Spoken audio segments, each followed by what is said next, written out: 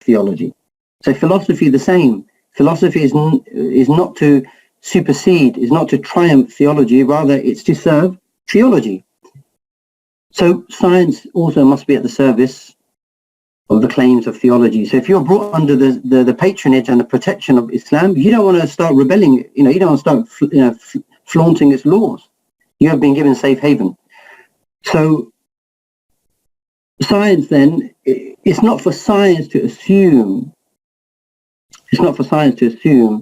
the arbiter of revelatory claims, but rather the aider of revelatory claims, because amongst other assumptions, in reality, scripture, if it's authentically established, cannot disagree or conflict with empirical reality. So science then must serve theology, just like falsafa or philosophy must serve theology. So if we take science as this kind of dhimmi, this kind of vulnerable dhimmi to be brought under patronage of Islam, or protection of Islam, then we will see science flourish.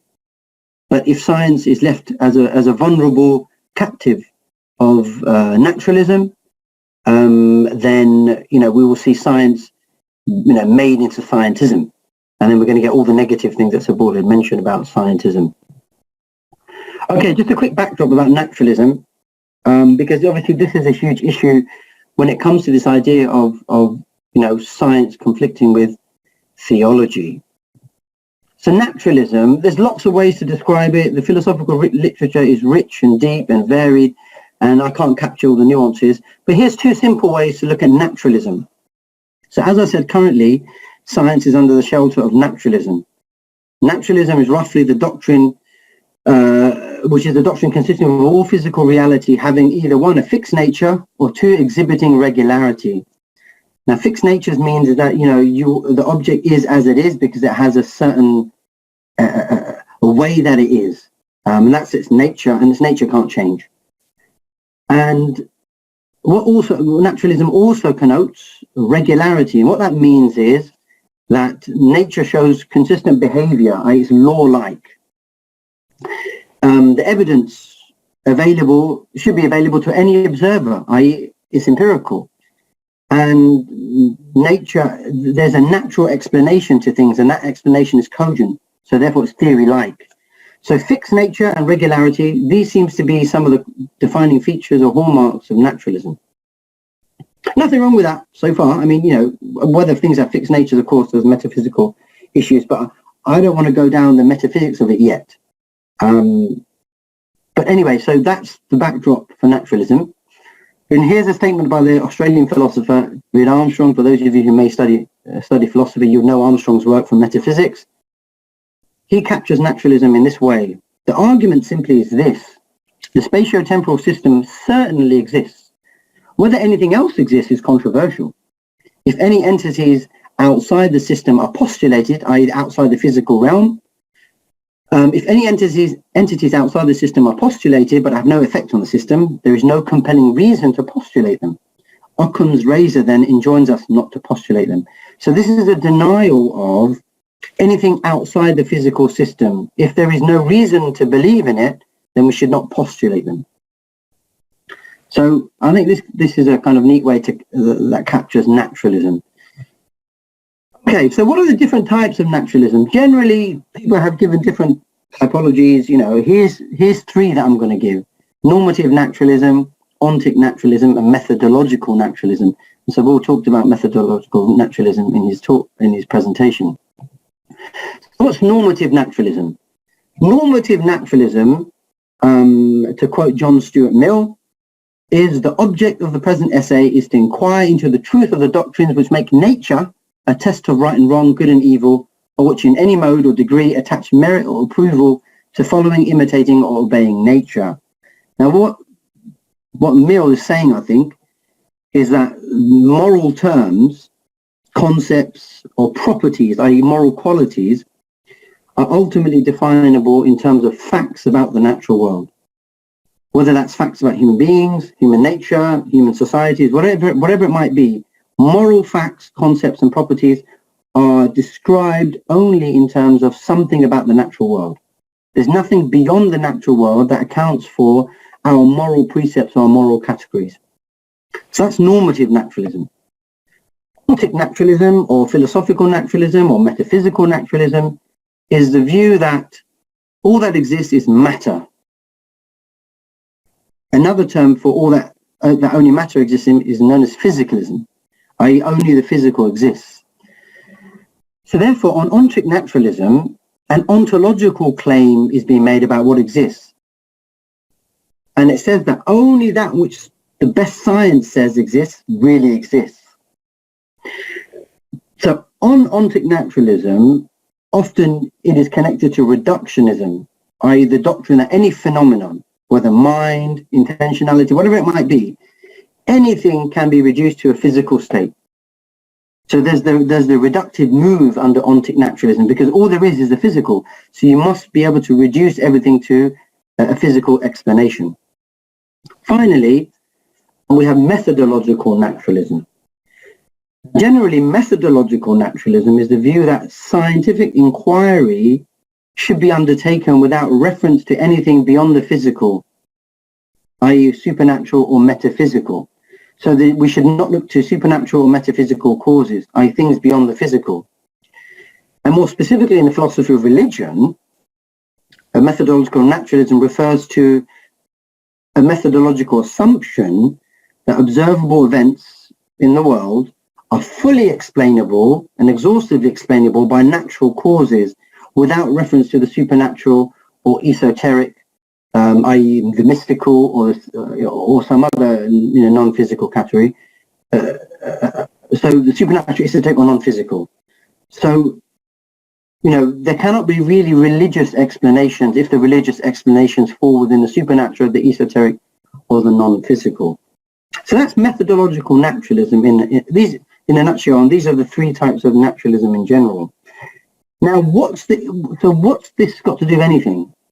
Okay, so if methodological naturalism, some people argue that methodological naturalism really is just naturalism. I know Sabur hinted at there's a nuance between, let's say, metaphysical or ontic naturalism and methodological naturalism. But many people see, many theologians, many religiously inclined individuals see that although methodological naturalism guides science, it has not remained innocuous. Methodological naturalism in practice has not remained innocuous. It's not remained innocent, because the methodological part in practice doesn't show that it's removing the philosophical dimension underpinning naturalism, i.e. the ontic aspect. So methodological naturalism really doesn't seem to let go of or shed the ontic aspect of naturalism, i.e. that assumption that there's only the physical exists. Reality is only explicable by the physical.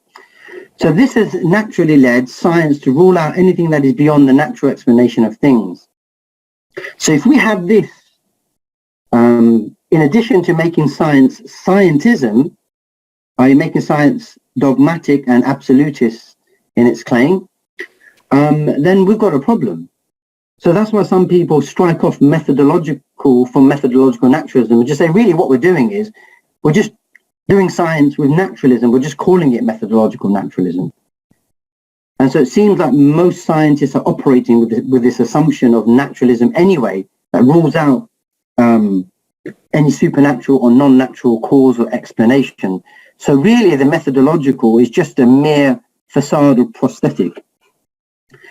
Now, why is this the case? Because Muslims as well, sometimes it might be assumed that under the guide of methodological naturalism, are saying, look, we're not ruling out religion and religious causes, but when it comes to their science, they've ruled it out a priori.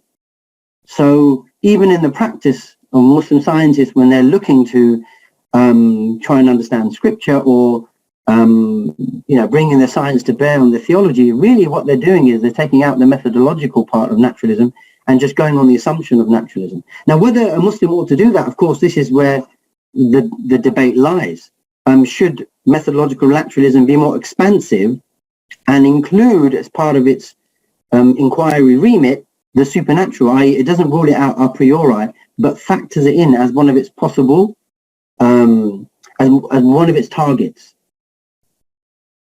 Right, so moving on then to Quran, Hadith and science. So with this backdrop then of trying to reclaim science under Islamic patronage, where one can argue it rightfully belongs and where it can flourish, and with this backdrop of method of naturalism guiding general scientific inquiry, whether you're Muslim or non-Muslim, how does this now bear on Quran and Hadith? So, you know, when Muslims are confronted with scientific claims, what science through methodological naturalism unearths for them, often they find that conflicts with statements that are found in scripture, Quran and Hadith. So we've got a scenario where science based on methodological naturalism or whatever assumptions that have been taken to guide the scientific inquiry, the scientific conclusion is, let's say, Y, but the scriptural claim is X, and where X and Y conflict, they're incompatible claims. So what does a Muslim do now, for example? Because they want to be committed to science, and they want to be committed to scripture and truth, rationality and truth. So what they're now confronted with is a conflict. And often, and this is just a term I've used, you won't find this in the literature, often I think that when a Muslim is confronted with a conflict of beliefs, because they have a conflict of, they don't have a conflict of commitments, but they have a dual commitment to science, rationality and scripture, they become what I call dostactically beleaguered. And that's just a posh way of saying that they're overcome by commitments in different directions. I'm committed to what science tells me. I'm committed to what rationality tells me. I'm committed to what Quran and Hadith tell me. I'm beleaguered now. I'm overwhelmed. What do? I'm in an epistemic conflict now. What do I believe in? Do I leave one? How do I accept both? I can't reconcile it. Can I reconcile it? And so you've got these, you're under siege now. So just to sketch it out in a bit more formal way, epistemic conflict, and I borrowed this from Wagner and the latest chapter that you can find in Epistemic Dilemma. It's a handbook of essays. An epistemic conflict is, very quickly, an agent A is in the mental state of epistemic conflict with regard to the question of whether some proposition P is true given her current evidential context, if and only if condition one, agent A is strongly motivated to answer the question whether proposition P is true. Condition 2, agent A finds herself unable to answer the question whether P is true on the basis of her current evidential situation. And condition 3, agent A does not expect her current evidential situation to improve. Now let me just break down this definition of epistemic conflict. Now conditions 1 and 2 of epistemic conflict, they constitutes the agent's mental struggle. So a Muslim is strongly motivated to answer the question, let's say whether, for example, the scientific account of origins is correct, or the Quranic account or the Hadithic account of origins is correct or not. And they're bumping up to, they come across a conflict now. So if we're talking about, let's say, human origins, for example. So what's the origin story? Which one is correct? So a Muslim finds herself in a kind of mental struggle. So they're strongly motivated to answer the question, which one is true? And with it, finding themselves unable to answer the question.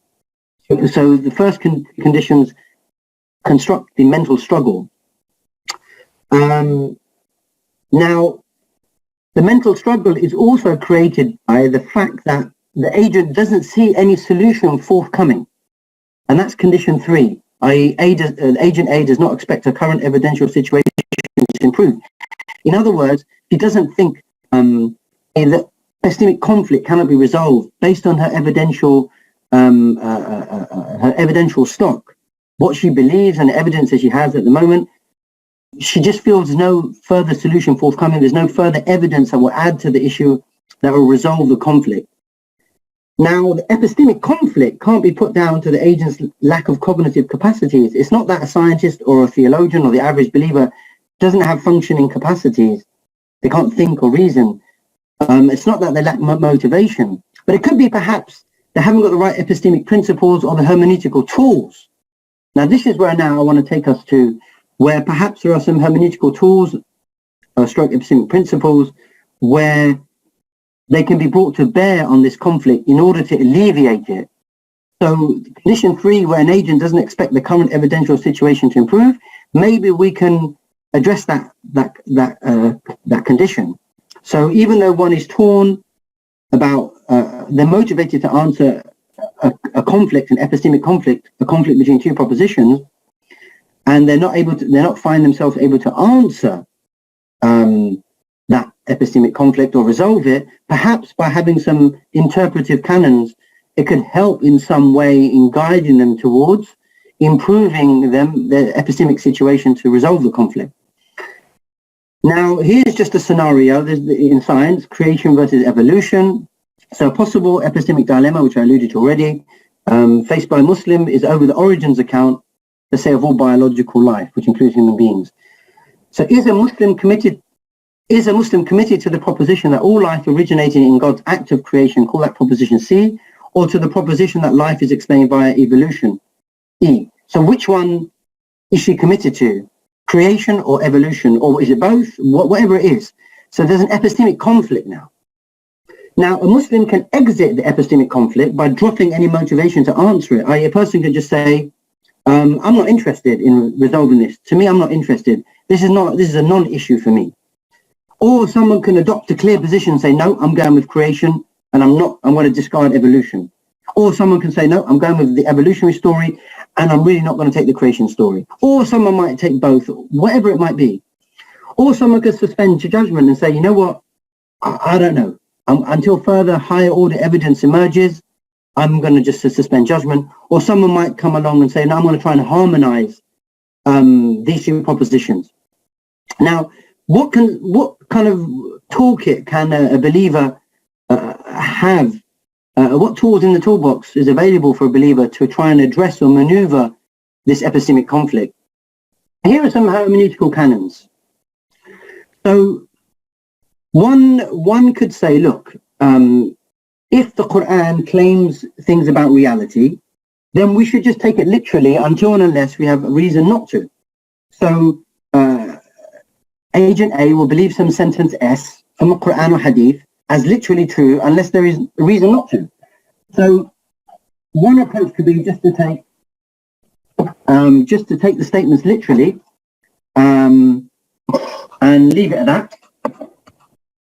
Or the other option would be to say, okay, hang on, I've got two conflicting sentences or propositions. Maybe I can try and harmonize them. I'm trying to explain them in a way that harmonizes both statements that I'm taking as literally true. So I have two conflicting statements. I'm gonna try and harmonize it. This is known as tarjih. So I'm going to explain away the apparent contradictions between, let's say, sentence S and sentence S prime, where S and S prime conflict. I'm going to try and explain a way to remove the apparent conflict when I take on the literal meanings. So taking the literal meaning and harmonizing are based on taking the literal meaning of sentences. If that can't be done, let's say someone says, well, actually, if we take the sentence literally, it's going to contradict reality or science, or it's going to contradict rational principles. It's going to contradict what we know to be absolutely indubitable, incontrovertible, and so on. So what we're going to do instead is we're going to take these ayat and ahadith and we're going to figuratively interpret it. I.e., we're going to paraphrase it non-literally, where we're going to, on the basis that we're justified in moving away from the literal meaning of sentence S to a figurative interpretation of the sentence. That could be a third option. The other option is what is known as dalalatul iqtida. This is where you adopt interpreting some particular utterance of the Prophet ﷺ or some verse of the Quran in a way that makes the mutakallim or the natiq's words truthful. You have to interpret Allah's words and His Messenger's words in a way that is truthful, because on the surface of it, it doesn't seem like, if you take it literally, it's true. So here you'd believe some sentence S as true by construing it properly as true. So you'd construe it in a way to eliminate or sorry, to make the utterance truthful. Another option is to say, look, I don't know. I don't know the answer. I've got a conflict here. I'm just going to suspend judgment until I have further, I'm going to withhold belief until I have further forthcoming evidence, whether higher order evidence or otherwise, to make me believe in some particular sentence over another one. The last option is to deny one or other of the conflicting statements. So if the statement is the ayat of the Quran, you might accept that over some proposition in science, or but you don't reject both. You reject one or the other, where you take a strong stance of rejection, where you believe one sentence, you don't believe one sentence, that's as being literally true. So now, how does this relate to science? Well, here, let's just say these particular hermeneutical canons or epistemic postures, you can apply it to the science debate. Maybe you can take the verses literally, and you're able to harmonize them, or maybe actually you can't take it literally because it might conflict with some scientific commitment. So you do a figurative interpretation, because you see empirically reality is seen to be one way, but ayat of the Quran or hadith, if I take it literally, would somehow conflict with what is self-evident or what is clear empirically. So perhaps I can do a non-literal interpretation of the ayat and hadith, and then that that maneuvers me away from there or resolves the conflict. Or perhaps I try and interpret the statement in a way that makes the statement of the Messenger of Allah true, or the statement or the ayat of the Quran true.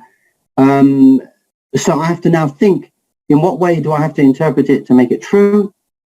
And the rest of the stances, and so on and so on. So I guess what a person does is they take their scientific data and claims, bring their scriptural data and claims, and if they are in an epistemic conflict, then can they resolve that conflict through some of these hermeneutical canons that entail in epistemic maneuvers or postures to help them exit that conflict or not? So I guess, these principles are well known within the usul al-fiqh literature, within the tafsir literature. They're, taking non-literal interpretations, what we call the majaz. This is well known. Like, for example, the ayah of the Quran, خَتَمَ اللَّهُ عَلَىٰ قُلُوبِهِمْ وَعَلَىٰ سَمْعِهِمْ وَعَلَىٰ أَبْصَارِهِمْ غِشَاوَةٌ. You find in the books of tafsir that Allah doesn't literally seal the hearts, rather their hearts have become so hardened that, and so shut off from the truth, that Allah subhanahu wa ta'ala has seen no hope in them accepting guidance. So it's as if Allah has sealed their hearts. And that's a majaz interpretation. The example of dalalat al-iqtidat, for example, you see where Allah subhanahu wa ta'ala says, that وَلَنْ يَجْعَ اللَّهُ لِلْكَافِرِينَ عَلَى الْمُؤْمِنِينَ سَبِيلًا, that Allah will never allow non-believers to have authority over the believers. But when we look to reality, we see non-believers do clearly have authority over Muslims. There was colonialism, there's still now neo-imperialism, there's territorial domination, there's occupation. So clearly, on the face of it, the ayah seems like it doesn't seem to not be congruent with reality. But what do the mufassirun say? They say this has to be interpreted in a way that makes the speaker's words true, just to conclude here. And so they say this ayah means that Allah is actually making a talab, a demand, a command for believers to ensure that they have authority, so non-believers can't have authority over them. So it's actually a talab to have sulta, to have authority. So this is a way of interpreting the verse to make the speaker truthful. And perhaps we can apply some of these to the scientific issues about origins, about whatever scientific phenomenon we come across that might construct a epistemic conflict within the believer. So I'll end it there, and I know I rushed through a lot of the stuff in the last section. وَآخِرُ دَعْوَانَا أَنْ الْحَمْدُ لِلَّهِ رَبِّ الْعَالَمِينَ. And I thank you for inviting me and giving me the time to talk about this topic. Thank you very much, Saf. I appreciate it. So everyone, we're now going to start with the panel discussion. So I've jotted down a few questions that all of you have been sending through the Q&A box in Zoom. So I'd like to request first and foremost if Ramon and Sabur can turn on their cameras so that all of us can be present in front of everybody. And then inshallah we'll start off with firing the questions. So I have a few down here. And this is a question that I think we'll start off with by asking each and every one of you. So this addresses all of you, right? Let's start off with a firecracker. So we'll start off with Saf and work in reverse. So Saf, Sabur, then Ramon. Saf, what do you think is the biggest challenge coming from the sciences right now? Oh, and just as just some house rules. For the people who are asking questions, please keep them short so that we know exactly how to address them. As well as for the speakers, please try to keep your answers as short as possible so we can go through many of them, inshallah. Go ahead, Saf. Sorry. So you mean what area in the field of science is? Is raising the biggest contention when it comes to Islamic thought, theology, etc. Yeah, I mean, for me personally, I think from what I sense and my own now, sort of immersion, I think whether directly or indirectly in the debate, I think it's the human origins account, and I think this is. You mean evolution, right? When you say that's right. Whether there were whether human beings have an antecedent, have biological antecedents. So I think that for me is becoming a fault line of now, contention. So so because scientists are very adamant on positing not just the possibility, but perhaps more stronger than possibility, I would say, that there probably actually were antecedent biological, biological species, whatever you might want to call them. So I think this is where I think there's one big issue. For me personally, what Ramon mentioned about the quantum mechanics, I don't really see that a big issue at the moment, depending how that pans out with our physicists and our philosophers. Mm-hmm. But I really see that the origins account as being a big contention. Shukran. Thank you, Saf. Sabur, what do you have to say? Well, pretty much the same as what was said before. It's going to be the evolution card, but I wouldn't say the origins. I would say whether it undermines God. Like that's the bigger issue because as we know, there's a wonderful book that's been published that will sort of show the different perspectives a Muslim can hold. But that resolves, if you like, the origins, debate, because wherever camp you're in, at least there's camps you can go to. But, evolution undermining God's existence, I think that is a huge one. And I think that, makes Muslims quite uncomfortable. All right. Ramon?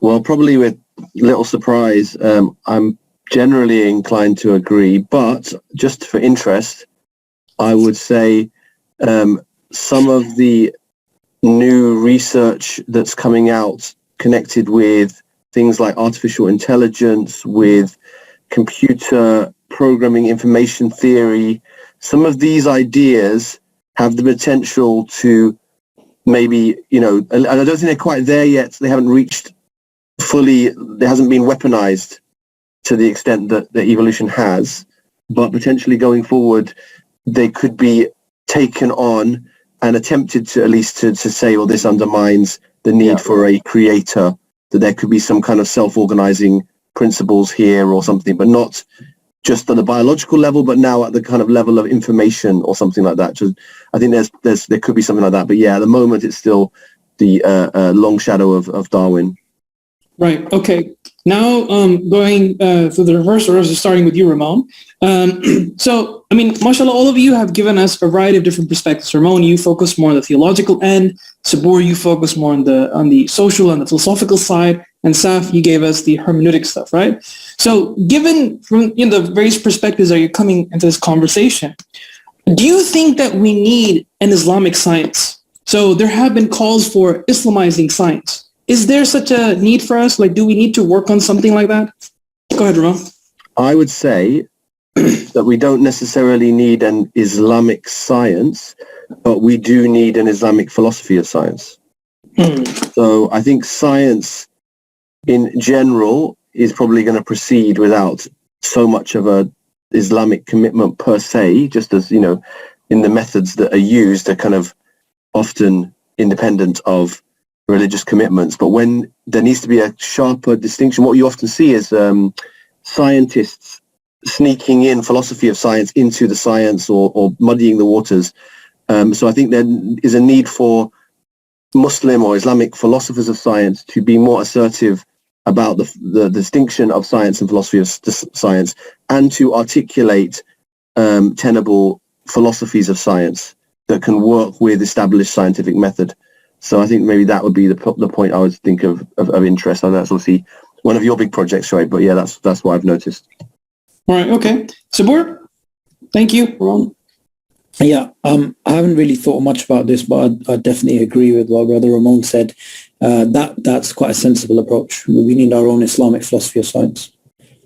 Right. Okay. Saf? Yeah, I mean, for me, things like technology, industry, science, these things are, you know, generally they're worldview neutral until you co-opt it. Can you see? So Islam, you know, the study of reality, there's nothing in Islam that is contradictory. That rather, you know, we find in the Quran, you know, to contemplate and study the reality. Now, definitely there's assumptions in the Quran about reality, the fact that reality is accessible, the fact that reality, you know, is amenable to the senses, that we can make sense of reality, you know, the fact that reality leads to something beyond reality, even though we don't know the nature of that reality unless it informs us about its nature. So yeah, there are certain assumptions the Quran makes about reality, which if we were to collate together, we could say this is part of the philosophy of our science, if you want to put it that way. But I'm not too keen on saying like Islamic technology, Islamic industry, these things are neutral. These things are, whichever civilization you are, these are going to be part and parcel of civilization, human civilization. So because it's not, I don't see it linked to a specific ideology or worldview of Weltanschauung, as it were. Although it can be co-opted. I'm not saying it can't be co-opted, but I'm saying in its origin. But yeah, if we want to collate our assumptions, Quranic and Hadithic assumptions about reality that will guide our science, yeah, you could call that a philosophy of science, yeah, as Ramon mentioned. So maybe we could flesh that out in more detail. Yeah, then we would have a philosophy of Islamic science. Right. Science per se, I don't want to just put an apple Islamic on it, just like Islamic industry, Islamic technology, Islamic chemical engineering. Yeah, exactly. Things like Islamic chemical. I don't know what that is. You'll know it, but yeah, stuff like that. So yeah, Allah knows best. Okay. So Sabur, now we're going to start off with you. In the past, we've had several polymaths, right? People who studied not just the Islamic sciences, but also, the Fardi sciences, science, physics, alchemy, and perhaps even medicine along those lines. Today, we live in a very different world and in very different circumstances. And we do see kind of a rift between ulama and science. What do you think we can do to address that concern? That's a very good question. It's something I was talking to yesterday, Shabir Akhtar. I was having a chat with him, and we were actually discussing this exact dichotomy. And I think a simple way of addressing it, Muslims love to follow personalities. So even though we can give theological arguments for why we need to synergize the two efforts, people we're social beings and we love our heroes.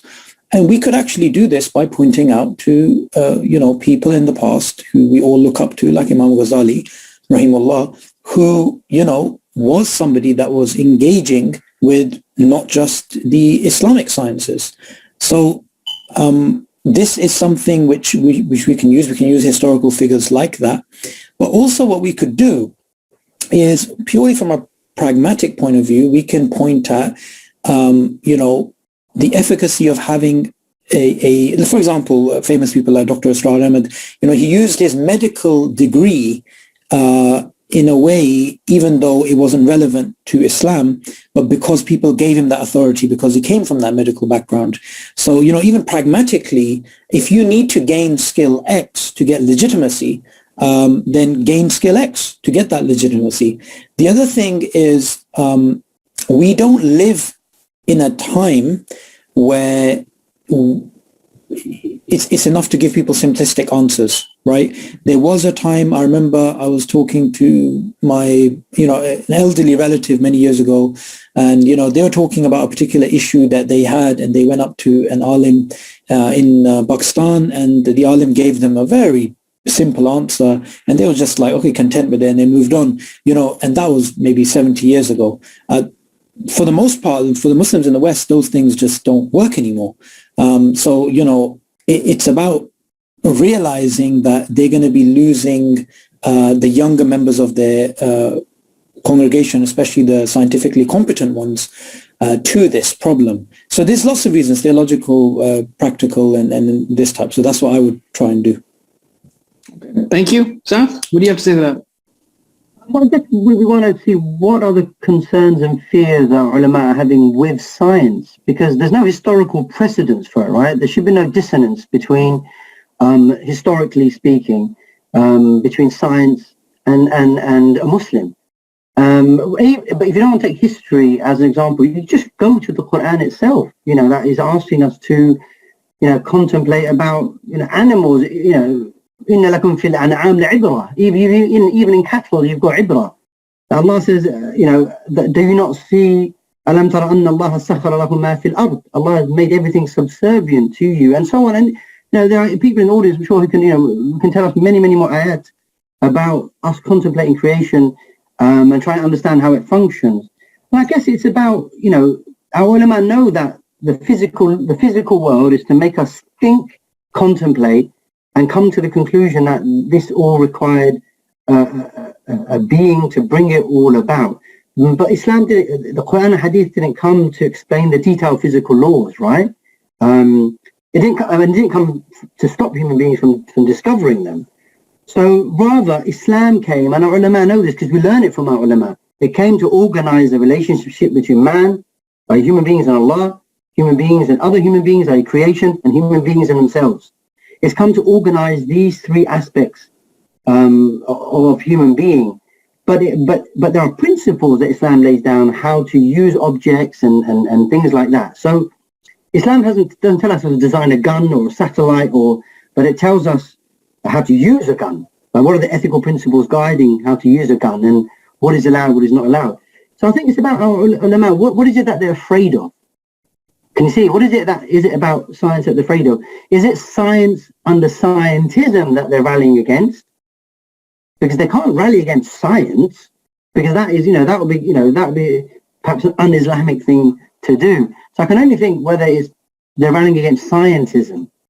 Can you see where they equate with atheism and, that kind of absolutist worldview that assumes the arbiter of all truth.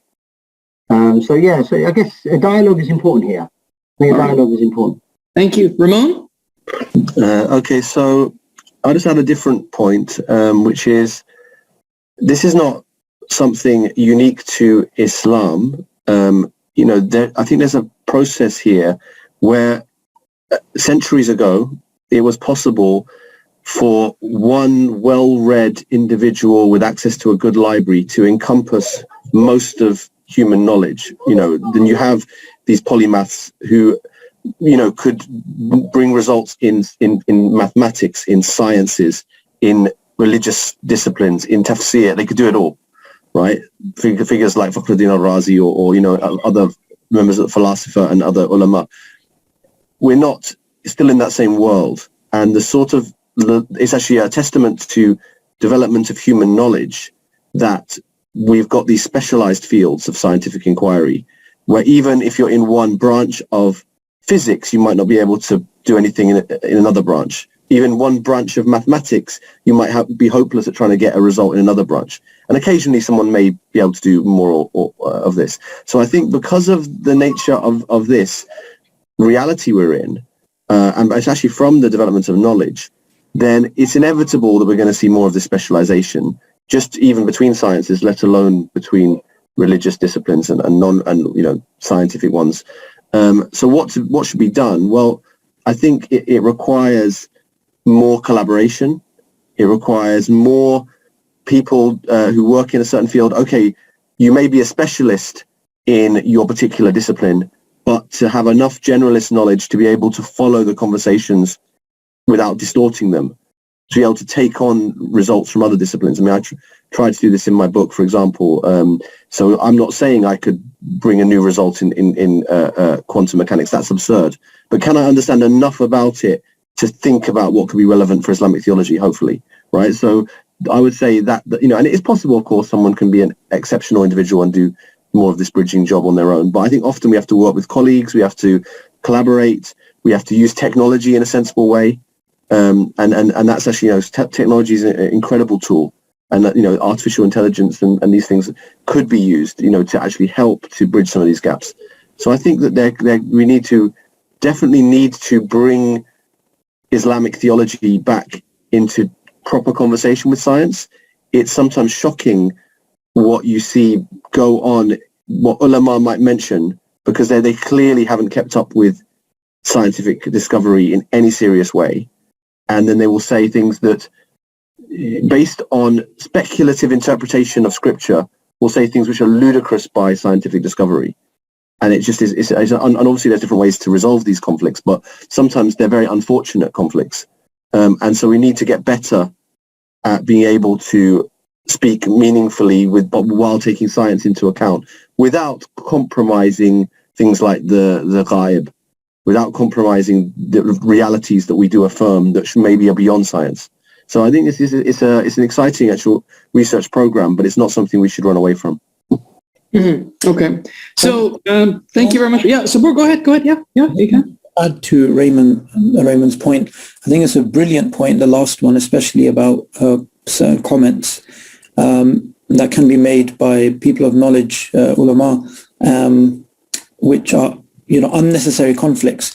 But also there's a problem that when they are corrected on this point privately, or sometimes unfortunately publicly, because the person making the correction doesn't have that traditional theological training, they're sometimes dismissed as, oh, well, you're just giving a liberal interpretation, I know what I'm doing, even though you can point out historically that actually they are incorrect.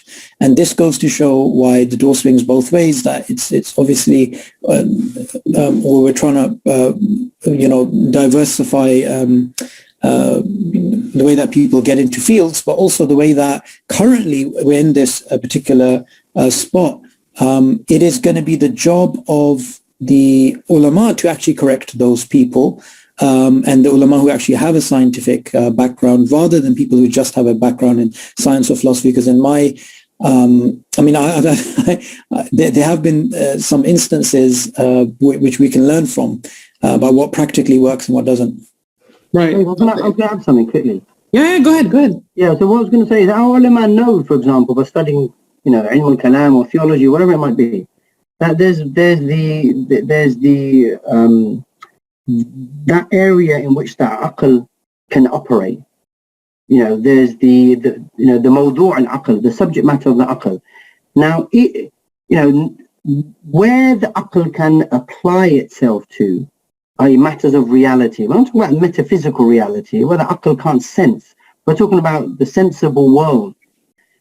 Whatever is accessible to the intellect, to the mind, to contemplate, think about within the realms of sensation, i.e. the empirical, here, you must let the mind, delve. You must let the mind, deeply, interrogate. You must let the mind discover, inquire, because this is the realm in which it's allowed to roam around and delve and things like that. So the Quran always points to the limit is the sensible world, the empirical world, and whatever is entailed. And whatever entailed in terms of the effects in the empirical world, even though you might not see the cause, but the effect as well as part of the empirical world. So the subject matter of the aql, the mawdu' al-aql, is important. Our ulama shouldn't worry about studying reality in detail. There shouldn't be anything that puts her at unease, because this is the subject matter of the aql. But it's when the aql steps out of its remit, this is when you get problems. So keeping the aql within its remit, which is the sensible world, the empirical world, the physical world, there's nothing wrong with that. We should be deep in our investigation of the physical world. I mean, properly deep. We should have diqqah, depth and precision in understanding reality for what it is. So that is an Islamic thing. That is a Quranic directive. We don't want to be superficial. We don't want to be superficial. People look at reality. Oh, yeah, the temperature is like this. No, it's not. We've got to think deeply and give the aql its role. So I think our ulama know this. So there shouldn't be anything that we unearth from reality for truly what it is that will conflict with revelation.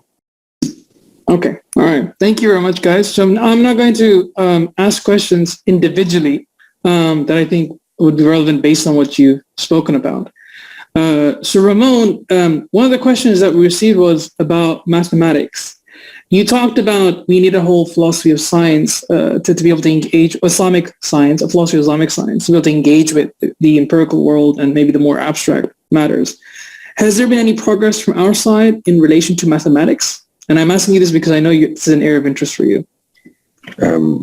I think that philosophy of mathematics should be part of this broader understanding that connects with Islamic theology, and I actually do make some moves in that regard in my book actually as well. And I think it becomes very important when talking about concepts such as infinity, which connects with ideas, some of the arguments, again, the natural theology arguments for God's existence, also other concepts, of set theory and other aspects are used when sort of speaking philosophically about abstract objects and entities and how does the mind deal with them, and these things do come up. They are quite a rarefied area of theological engagement, but in the sense of a philosophical theology, they do come up and are important, and they do raise questions.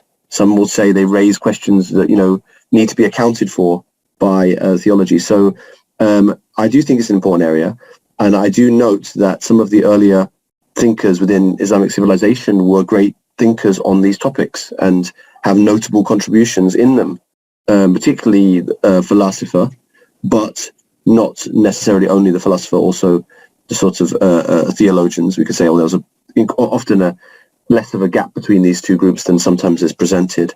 But in the contemporary times, there has been only limited engagement with this particular area, it seems, and I think it is due a revival, and we are seeing some individuals who are working on this and related areas as well.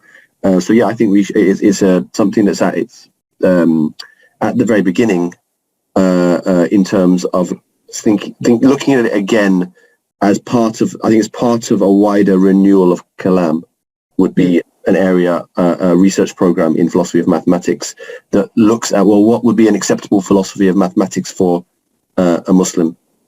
Because, you can't have, you don't want to have mathematical entities which are somehow independent of God, for example, within most theological positions. So you need to define what's the relationship of God of Allah Most High to mathematical entities. What are mathematical entities, and how do they come about, or what's their status? And so that needs to be defined one way or the other as part of theological study today. And it will prove crucial when dealing with other areas of philosophy, I believe, and of theology. Shukran. Thank you. Sabur, this question is, I think, it can be best addressed by you. Should scientists always explicitly disclose that they're interpreting their evidence with the assumption of materialism? I.e., what are you expecting from scientists? Okay, that wouldn't really be practical, because most of the time they're not aware of these these assumptions and from a philosophy side of things. So they wouldn't even be aware of sometimes they're so specialized in their area, they're not even fully aware of what's happening in subfields which are closely related to their own field of work, let alone something in something from philosophy of science. So what do we expect from them?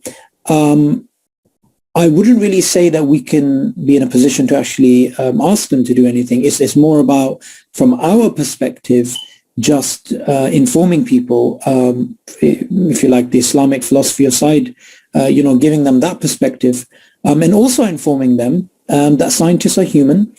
Just because a scientist makes a scientific statement doesn't mean it's a scientific statement. So just because a scientist makes a statement which is theological doesn't mean that that's a scientific statement. And also pointing out that other scientists like, Thomas Kuhn, who switched fields from physics to philosophy, their views should be held in regards to science's certainty and its role should be held in higher regard than those who are just really specialized in those niche areas. Because, of course, if you're going to be, just focusing on one aspect of bioinformatics and, you're not aware of what's happening in other fields of science within your own domain, or the philosophy of science, of course you're going to speak in a very deterministic way, in a very certain way. And we can't really blame them. And so we need to understand that in a way, it's not, and I think this is important, there's no sort of global Masonic agenda. All these scientists get together and they're trying to promote scientism. No, it's mostly unconscious. All right. Okay. Safar, this is going to be a sticky one for you, but just for the sake of integrity of this conference, I'm going to ask this question. To what extent can evolution be accepted? Is the Adamic exclusionism model of evolution outlined in Schwab's book a permissible belief and account one can hold? So let it rip, Saf. Let it rip. Well, man, I mean, you wrote the book, bro. You're the expert on the field. I'm just tearing. This is just me tearing. No, I mean, my personal view is, I'm willing to listen to the conversation. I think I've said it before. My view is, I don't. At the moment, I both theologically and philosophically, whether there were I don't accept that there were antecedent biological entities that were antecedents or predecessors to Adam alayhi salam. So at the moment, I'm not entertaining it as a possibility. But I've always said at the beginning, and I hope I've never come across otherwise, is I'm on the train, innit? I'm listening to I want the conversation to be had in a very, mature, open, with etiquette, love, compassion, and thoughtful way. And I'm open to that because, and I think you've outlined this in your book beautifully, and in many of your seminars talks. Why are we assuming hang-ups from our Christian neighbours? Can you see? The assumption is we offload on ourselves the prior, antecedent, historical strictures, constraints, problems, tensions, and conflicts. But why are we assuming that in our own tradition? So we coming from our own tradition with our own principles, our own nuances, our own proclivities, our own internal diverse an array of spectrum of views and perspectives and tensions. So we need to approach it from within our parameters. You see. Now, I'm not saying that outside communities like the Christian philosophical, theological, haven't contributed to the. Of course, they have. I'm not saying they've got nothing to say for us. But what I'm saying is, ultimately, we have to decide it within our own parameters.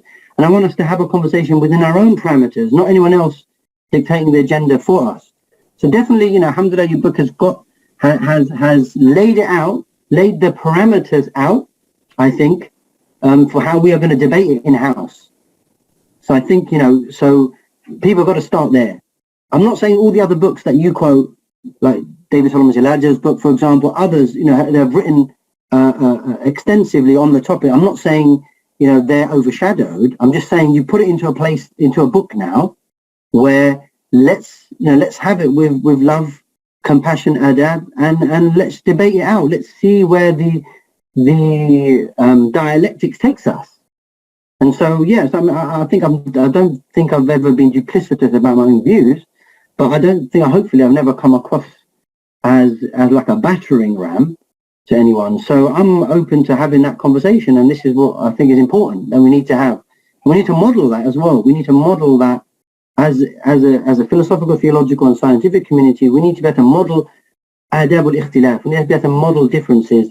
If indeed, there are genuine differences, we need to be able to model that. Allah knows best. Allah knows. But I'm not going to start doing a review of your book, man. You're the expert on it. You are best placed. And I think anyone who has questions should ask him Shuaib. I mean, he's so accessible and he gives the time relentless. He'll give the time day in and day out. And anyone who has either spoken to Shuaib, how open he is. So don't feel afraid to ask. I hassle him all the time. So, alhamdulillah. Yeah. So I'd like to take this opportunity, since we've come to a close of our panel discussion, I'd like to say thank you to all the speakers for giving us your time and for being able to simplify your respective complicated topics to a wider audience. I'm sure the wider audience can agree with me there. Simultaneously, I'd like to thank the wider audience for joining us, for giving us your time to be able to listen to what we can offer at Al-Balagh Academy. Now, please, I would like to maintain that this is not the end of the conversation. These are meant to be starting points. And the reason why we chose these speakers is because they come from different backgrounds, working in different zones, working in different areas at different levels.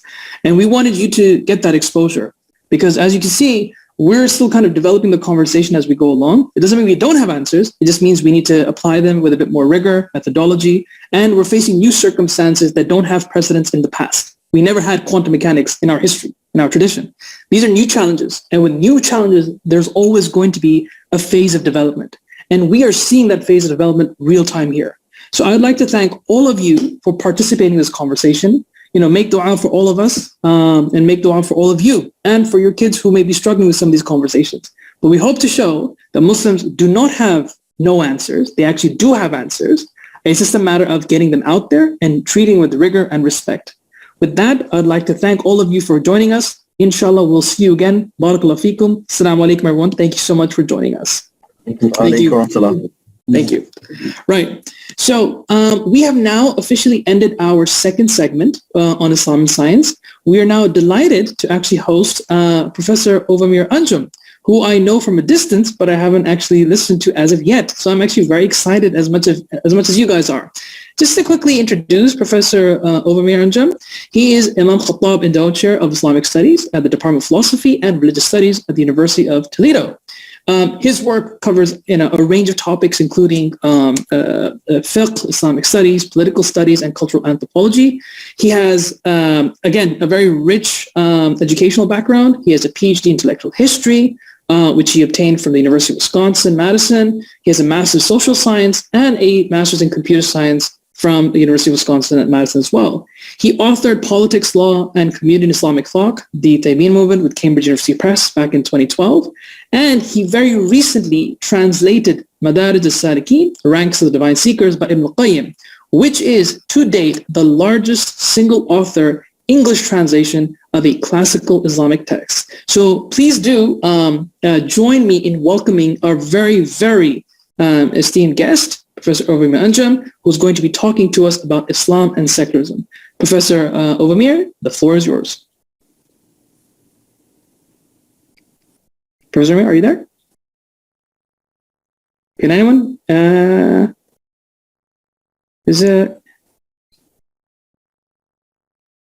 not sure. 1 second, sorry. I thought he was here already.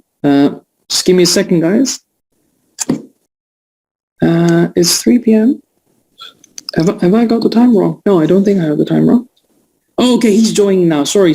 My apologies. He's just joining. Sometimes we have technical glitches, so I do apologize for that. Meanwhile, I hope you guys enjoyed the conversation on Islam and science and the varying perspectives. And I'm so sorry if I wasn't able to address all of your questions. It's a pick and choose battle when it comes to panel discussions, and I just had to choose which I felt was relevant and was engaging for the topic. So please do forgive me. Please do forgive me if I wasn't able to pick your questions up. Barakallahu feek. There was one question which I felt was really important, but we just did not have time for that. And that was the question about how we can, how can we help our younger generation? Because it's a very difficult conversation to have, right? How do you balance Dini studies and Dunya studies together? But khair, inshallah, maybe in a future conference. Perhaps that can be entertained in the future. Balazar, you might be listening to this. Please keep a note of this. Maybe this is a future idea for a conference, inshallah.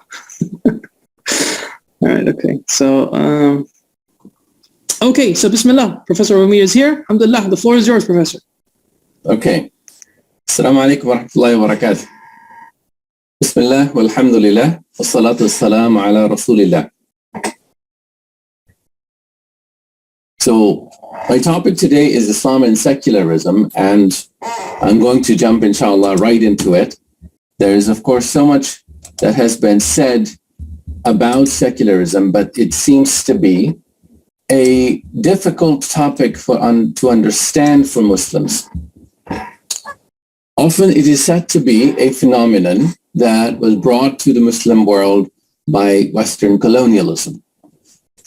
19th century, the same century in which the Ottoman and Egyptian governments pursued deep-seated reforms to offset Europe's rising economic and military power and undercut the institutional basis of the pre-modern Muslim societies. This is also the century when secularism as a powerful ideology came to dominate Europe. In other words, secularism was not dominant when the European powers colonized Muslims, but it is as they colonized and were colonial powers that this ideology emerged and came to dominate. So let me go back to 19th century Europe, particularly Britain, where this ideology emerged, and look at where it came from. But the term secularism was coined by a gentleman by the name of George Holyoake, a British atheist and political activist and journalist, in 1851 as a broader term to woo theistic British liberals for his cause of atheistic politics, progressive politics. And in this, he split with his fellow atheists who did not wish to make such a compromise. So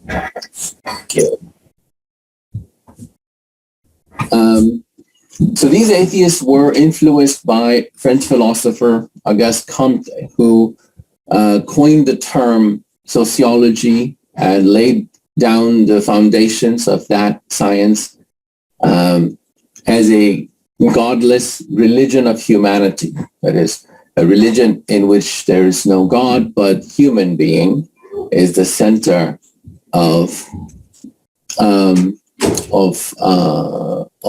worship. And he also birthed the philosophy known as positivism, which is the philosophy that only true knowledge is that which is derived from the senses. So no metaphysics or revelation or anything of the sort. 1851 then was the year, and was few years before the publication of Darwin's classic Origin on the Origin of Species in 1859, which gave the atheistic movement the greatest impetus. Apart from this growing fringe minority of atheism, atheism was an extremely offensive term in Britain, and Holyoake tactically adopted the term agnostic when that became available to describe his atheism, that is. So the word secularism was born, in other words, to disguise atheism, an atheistic philosophy of life and society. And there's, of course, something else that's interesting about it, that atheism in the past, whether you look at ancient Greeks or other traditions, medieval Christianity, or even medieval Islam, atheism is born or exists as Epicureanism, meaning as a kind of philosophy that says, eat, drink, and make merry. There's no moral purpose to life. But in this case, in secularism, in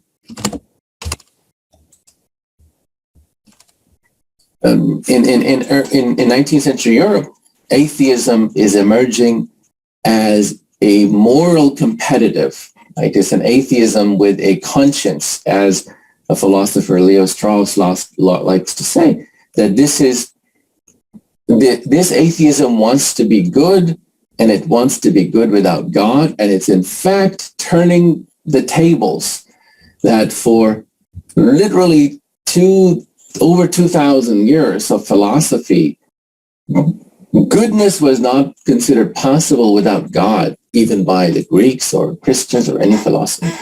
But now you're talking about, in fact, that religion is the cause of evil, right? So this is a new kind of atheism that's born. Now, but if atheism can be conceptually understood as, now, if we're turning to Islam, how do we understand this Christian development, if you will, in the heart of with this growing liberal Christian power? How do Muslims understand it? If it can be conceptually understood as ilhad, and some Arabs at first, let me actually go back and look at atheism. Atheism is translated as ilhad. For example, Syrian atheist poet Adonis translates himself or his own creed as ilhad. And of course, ilhad, for those of you who recall the Quranic use of the term, is in fact a Quranic word for going astray.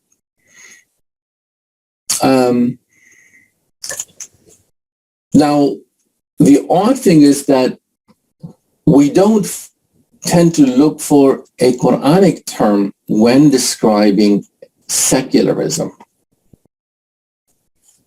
Because of the historical Christian influence on Arabic, Arab Christians have been around, obviously, since the beginning of Islam and have contributed to the revival of Arabic, in particular in the 19th century.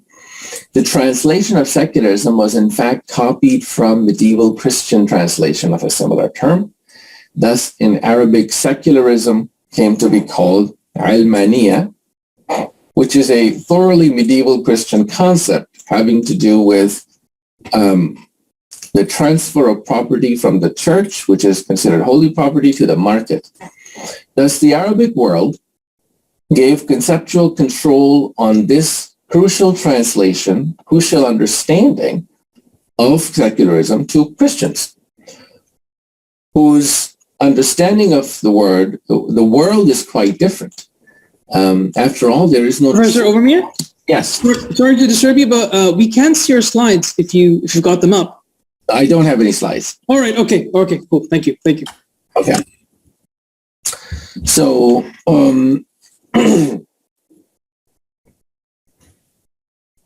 there's no church property in Islam, right? Because Islam, the actual market is governed by Islamic law. So the Arab atheists and secularists who control the culture production of Arabic, and as they further tweaked the word, using an accident of the Arabic language. So it went from Almaniya to Ilmaniya, therefore insinuating that secularism is really about knowledge, reason, and science. Of course, the word ilm and ulum came to translate sciences into Arabic as well. So, and all of this to be contrasted to religion, which is opposed to all of these things, right? So, in other words, Arab secularists control the Arabic language and the imagination, rather than letting Muslims, if you will, Muslim Arabs defining Islamically what secularism might be. And this happens everywhere else. I'm simply telling you the story of Egypt and the Arab world as it's extremely instructive. So the modern Arabic translation of secularism, Almaniya or Ilmaniya, is therefore a tale of failure on the part of the Arab Muslims to understand their world in their own terms. And this is why I commend the new translation offered by the Islamic philosopher of language and ethics, Taha Abdurrahman, or Abdurrahman Taha, of this word secularism as Dahraniya, and he derives it from the Quranic verse وَمَا يُهْلِكُنَا إِلَّا الدَّهْرِ, when Allah subhanahu wa ta'ala is describing a certain type of unbelievers who say that it is just this time that will, time is all there is, and time will gives birth to us and kills us. There's nothing left. Of course, the word seculum is related to time. So this is an appropriate translation, both linguistically and historically. Then there is the other translation that sometimes that is used, which is al-ladiniya. This is a non-religious world or non-religious term, which I think is questionable insofar as it forecloses the possibility of classifying secularism itself as a deen, as a religion, which I think this translation of secularism as religion is sometimes justified in some conditions. So linguistic problems are indicator of much deeper problems. Consider this, for example. That is, now I'm going to talk about how secularism has been understood by Muslims through Christianity. We have given control to Christianity, and its problems and understanding of the world and of the word could dominate the Muslim understanding. One useful classification of secularism, I think the most useful and easily understandable, is Canadian liberal Catholic philosopher Charles Taylor, who is the author of the famous and an important work called A Secular Age. He also, in a lecture, classifies secularism into social, political, and philosophical, these three types of secularism. And then he says, look, philosophical secularism, meaning with the kind of secularism that Holyoake was talking about, 19th century philosophers were talking about when the term was actually coined. They meant philosophical secularism, that there is no metaphysical world, one that comes with positivism. And he equates that to atheism, but then he embraces political secularism. Right? So political secularism he embraces, philosophical secularism he says is atheism and doesn't embrace, but then moves the focal point of concern to social secularism, by which is meant the effect of secularism on human relations, such as the loss of religious identification of people, church attendance, sexual mores, and so on. So, for example, the spread of zina or adultery or abortion, and the rise of divorce, and people not going to churches, people not identifying as practicing Christians, and so on. The dissolution now, of course, of even the biological family and the rise of LGBTQ and so on are seen by conservative Christians as the chief harbingers of secularism. So secularism for them is a social problem. But even that is complicated for many Christians, especially conservative, less educated, non-liberal Christians. If you see capitalism, which is seen as bringing in modernity and secularism, as well as colonialism, is seen by many conservative Christians as God's gift to Christianity. I mean, the number of Christians more than doubled in the world as a result of colonialism, and Christian priests went everywhere with colonizers to bring all these different people into Christianity. So how can you consider all this power bad? So there is this deep ambiguity in Christianity about the fundamental basis of secularism.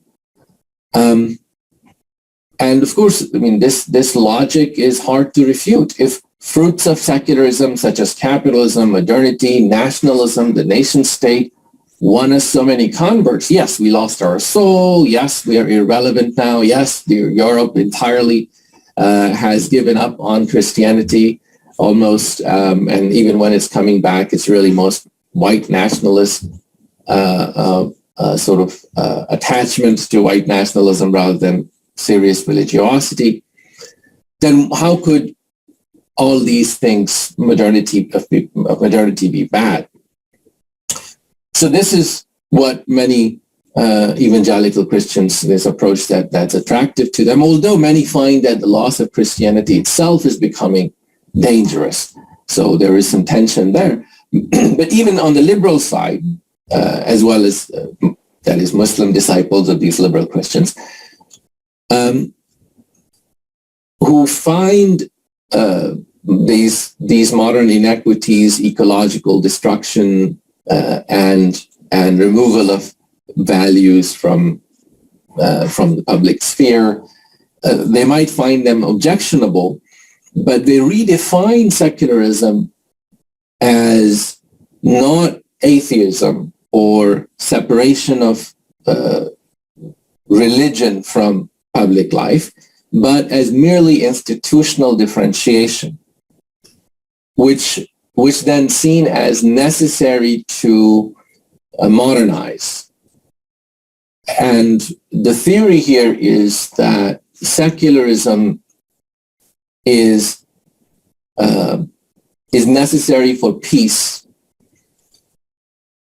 and it merely removes religion from spheres such as politics, where it is destructive and unwanted. So that's the liberal account. Now, I want to talk about why, for Muslims, this is entirely in all of this discussion is really foreign, because it's premised on a Christian understanding of what is religion and what is absence of religion. So political secularism, by which we mean the secularization of political legitimacy, legal system, and notions of solidarity and belonging, such as citizenship or its equivalent, for instance. All of these were fundamentally defined by Islam. Whereas in a Christian perspective, they were not defined by Christianity. Right? Christianity never had a law, and its relationship to political legitimacy and citizenship were always tenuous, because Christianity was born without state power and comes of age in the bosom of a pagan empire, the Romans, with whom it's incredibly impressed. And it accepts the superiority of Roman government and law. And unlike then Islam and Judaism, Christianity had dropped law and politics as the prerogatives of God and handed it over to the pagans since Paul. So to accept then a Christian account of secularism, such as Charles Taylor's, then is to accept a Christian definition of religion. And to accept that is to force Islam into a Christian box. But that is effectively what most of what our intellectual elite have done.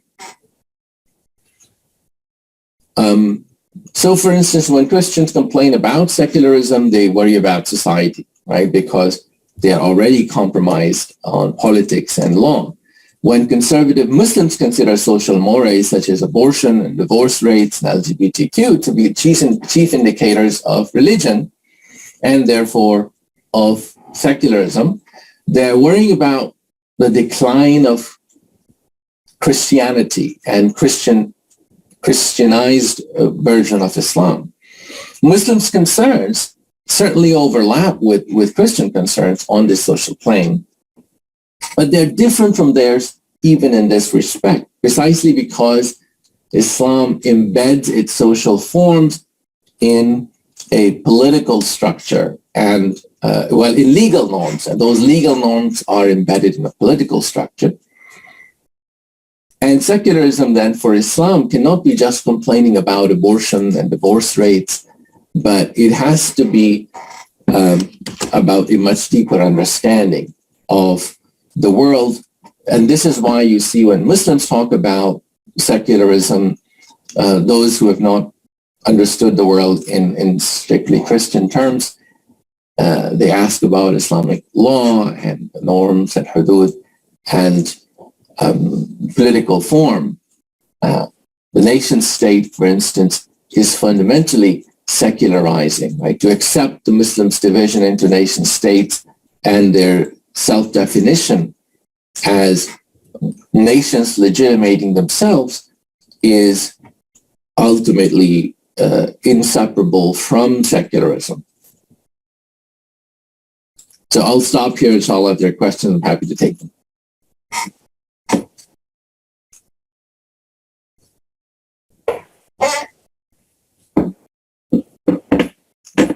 Okay, shall I? Assalamualaikum.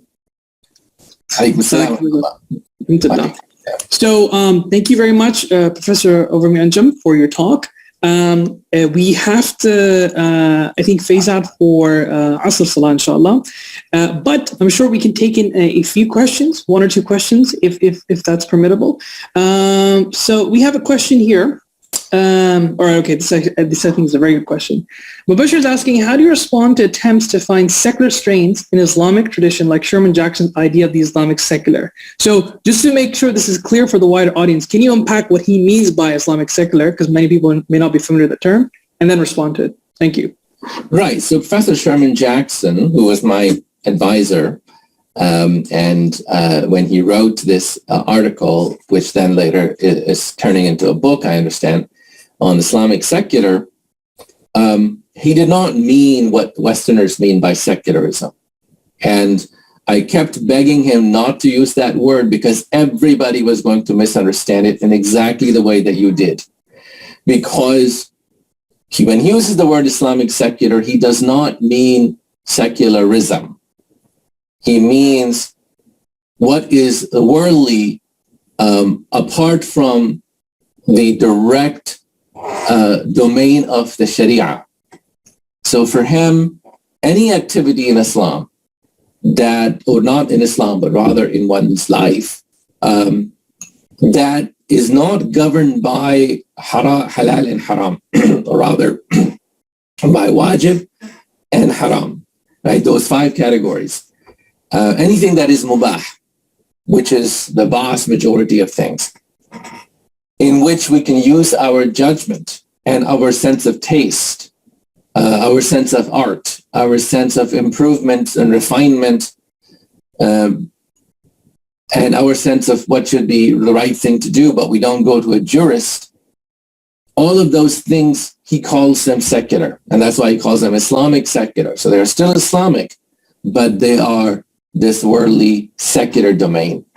And he wants to say that we should liberate this sphere from oversight by and from restrictions of, these juristic categories. And he goes as far as to say, and this is really shocking, and I think that the terminology is somewhat challenging and misleading. Tasawwuf and tazkiyah, what you want to do beyond what is fard on you or wajib, right? He would say it's part of the secular. Imagine that. Your attempt to perhaps write a poem to be closer to Allah subhanahu wa ta'ala, right? Or to indicate, to perhaps sit in your own way, find the technologies of the self, as Foucault calls it, a way to improve your relationship to Allah is secular. Again, to me, that's somewhat counterintuitive, but so he's not talking about secularism.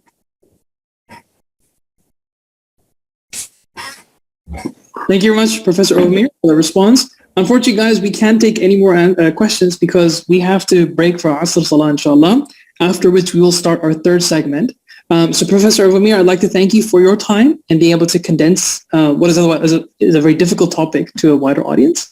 And to the wider audience, I'd like to thank you once again for joining us, for listening to the wonderful presentation by Professor Overmir.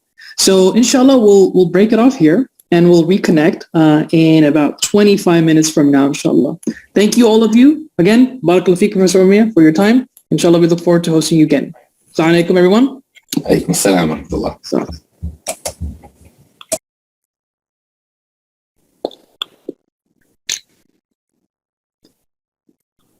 hello, assalamu alaikum. Can everyone hear me and see me? I'm just doing a quick tech check. Is everyone able to hear me and see me? Okay, great. Inshallah, great.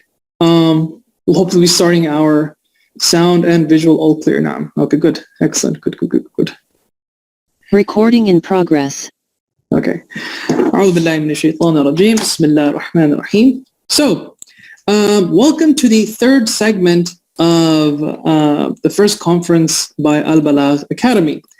We're going to be now focusing on the topic of Islam and feminism, and I'm going to be introducing our very first speaker, Zara Faris. In fact, I don't think she remembers this, but when I was a student at the University of Nottingham, I invited her for a talk along with 3 other speakers. So it's good to share the platform with her again. Just to quickly introduce her, Zara, she graduated in Arabic and Islamic Studies from SOAS, and then she also went to Egypt to train up for the Arabic language. She's been part of the Muslim Debate Initiative that's run by Brother Abdullah Andalusi. She's of Pakistani Kurdish origin, and she has had a massive influence across the world with several talks, TV and radio appearances, as well as debates with well-known speakers, including the famous Tom Holland, right? For those of you who know. She's currently working on her book, Women's Rights Without Feminism, and I've tried to find out if this is complete or not, but I'll let her take center stage and tell us, inshallah. Zara, the floor is all yours. Thank you.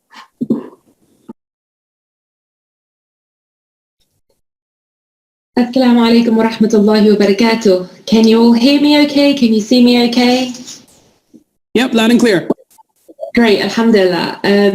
Brother Shu'aib, I most certainly remember yourself and the Nottingham event. I remember that it was a panel discussion, a conference about culture and Islam and women. I remember that Sister Lauren Booth was also there, Sheikha Selina Begum, and Dr. Laura MacDonald as well, I think. So I do remember it very clearly, and yourself, alhamdulillah. So Jazakallah khair for recalling that as well. That's nice to be reminded of. I'll start by saying Bismillah. So Bismillah ar-Rahman ar-Rahim. Wassalatu wassalam ala Sayyidina Muhammad wa ala alihi wa sahbihi ajma'een. It's great to be here with you all today as part of this segment of the Al-Balagh International Conference. And I'm hopefully going to be speaking to you for the next short while about the topic, Women's Rights Without Feminism. And as Brother Shu'aib pointed out, this is something that I'm writing about. It's not fully completed yet. I want it to be as helpful and useful as possible, not just for, hope this is my aspiration, but not just for our brothers and sisters currently, but, for a couple of future generations at least. So it's taking me a little bit of time, but I'm hoping that inshallah, with Allah's permission, it will be something that will be very, very beneficial, and that He accepts this from not only myself, but everybody that's been supporting in, getting this across to the Ummah, inshallah. So without further ado, I want to talk about problem solving to start with, women's rights without feminism. And I want to start by talking about problem solving. Now, as Muslims, we believe that Islam provides the solutions for all human problems, that Allah subhanahu wa ta'ala asks us to be problem solvers using these solutions.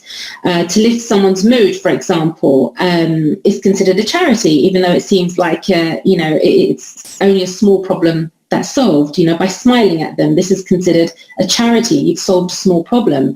Removing an obstacle from the road is considered a charity because it removes a problem from somebody else's path. We're commanded in Islam to find cures for sickness, to try to alleviate the plights of others. We're given the duty of, and we're rewarded for, solving problems. And the Quran commands us to be witnesses to mankind in doing so, to call towards what is right and against what is wrong. We are advisors, we are problem solvers, and that's the service of Muslims to all, regardless of our gender, regardless of our occupation. So what are the types of problems we're facing today? Well, we have global poverty, injustice, exploitation, oppression, violence, neo-slavery, neo-colonialism, pollution, climate change, simultaneous epidemics of starvation and obesity, lack of healthcare for all, hatred, intolerance, the list goes on and on. Now, whilst Muslims are charged with solving problems and removing obstacles where they can, there is one particular problem of women's rights being denied in some parts in the Muslim world in some ways. And by rights, I mean the rights that Islam gives. And I'll explain what I mean by all of this. So how do Muslims therefore go about restoring women's rights that, along with social justice in general, have been drastically eroded and hidden away behind a lot of post-colonial culture and modern ideologies? And I say erosion because, of course, this wasn't always the case. It wasn't always the case that Muslim women were described as being oppressed, and certainly not in all countries, certainly not all the way around the world at any point in time. But it was only the case more recently, particularly in Western thought, where this was propounded a bit more forcefully. So, for example, before this, until as late as the 18th century, one English travel writer wrote very positively about what she saw of Muslim women in the Muslim world. And she said as follows: "As to women, as many, if not more than men, are to be seen in the streets, in other words, going about their daily activities. I think I never saw a country where women may enjoy so much liberty and free from all reproach as in Turkey." So she's describing the Muslim land of Turkey at the time, and she's describing as follows: "The Turks, i.e. the Muslims, in their conduct towards our gender are an example to all other nations. And I repeat it, sir, I think no women have so much liberty, safe from apprehension, as the Turkish. And I think them in their manner of living capable of being the happiest creatures breathing." So this was the perception of Muslim women written by certain travel writers as recently as the late 18th century. Now, in a Muslim society, the lack of implementation of women's rights serves as a glaring piece of evidence that society overall is not functioning on Islamic principles, and it's a symptom of a deeper problem.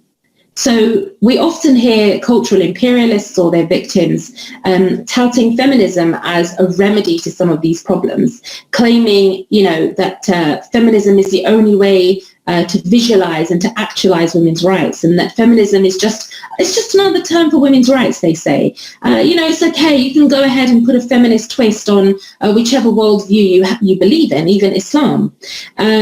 And they say, if you believe in women's rights, you're already a feminist. This is what they say, thereby feeding the false idea that feminism wields a monopoly on women's rights. And this is what I'd really like to challenge, this idea that feminism and women's rights are synonymous. Now, feminism is one approach to the matter of women's rights, but it is just one approach.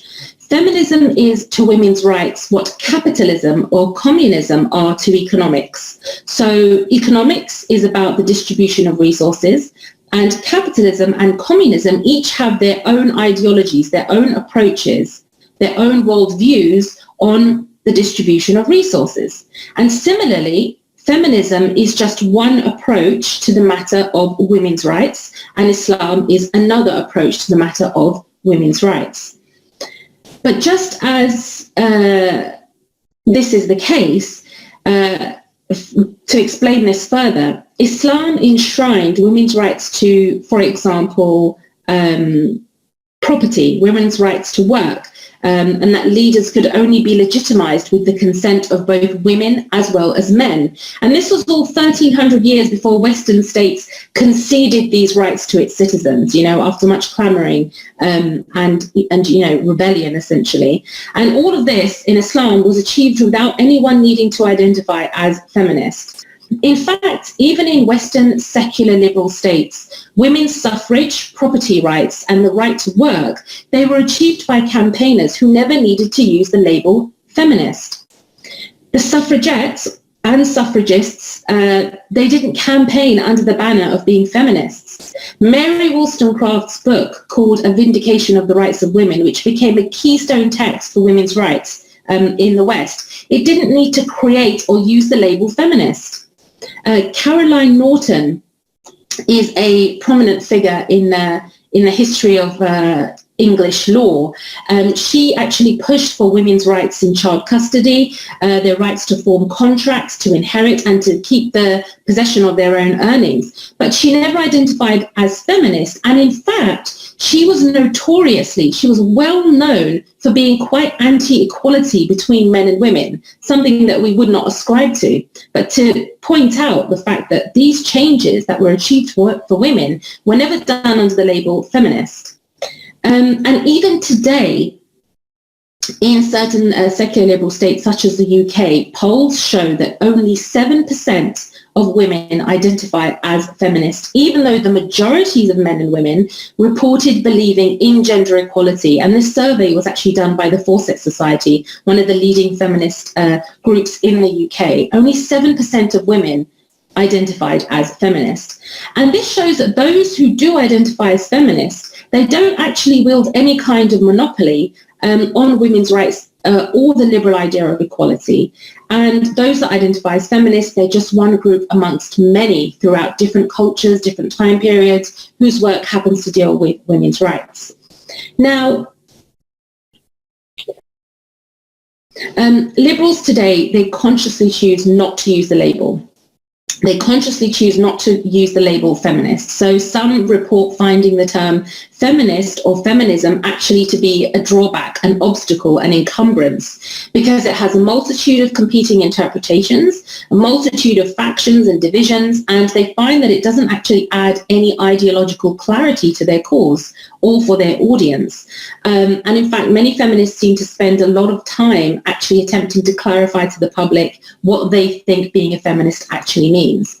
So should anybody be condemned as wrong because they choose to campaign under terms that are more publicly recognized? So, for example, in a liberal society, more easily understood and readily embraced terms are terms such as women's rights activists or human rights activists or egalitarians. And because the term feminist doesn't really advance a cause at an institutional level, for example, in court cases, most human rights lawyers actually identify professionally as well as just human rights lawyers, not as feminist lawyers or, feminist rights lawyers. So the feminist label historically and in law isn't really seen as being helpful to win an argument, or it's not considered as a helpful authority. In the history of the US Supreme Court, for example, it was found as only being mentioned twice.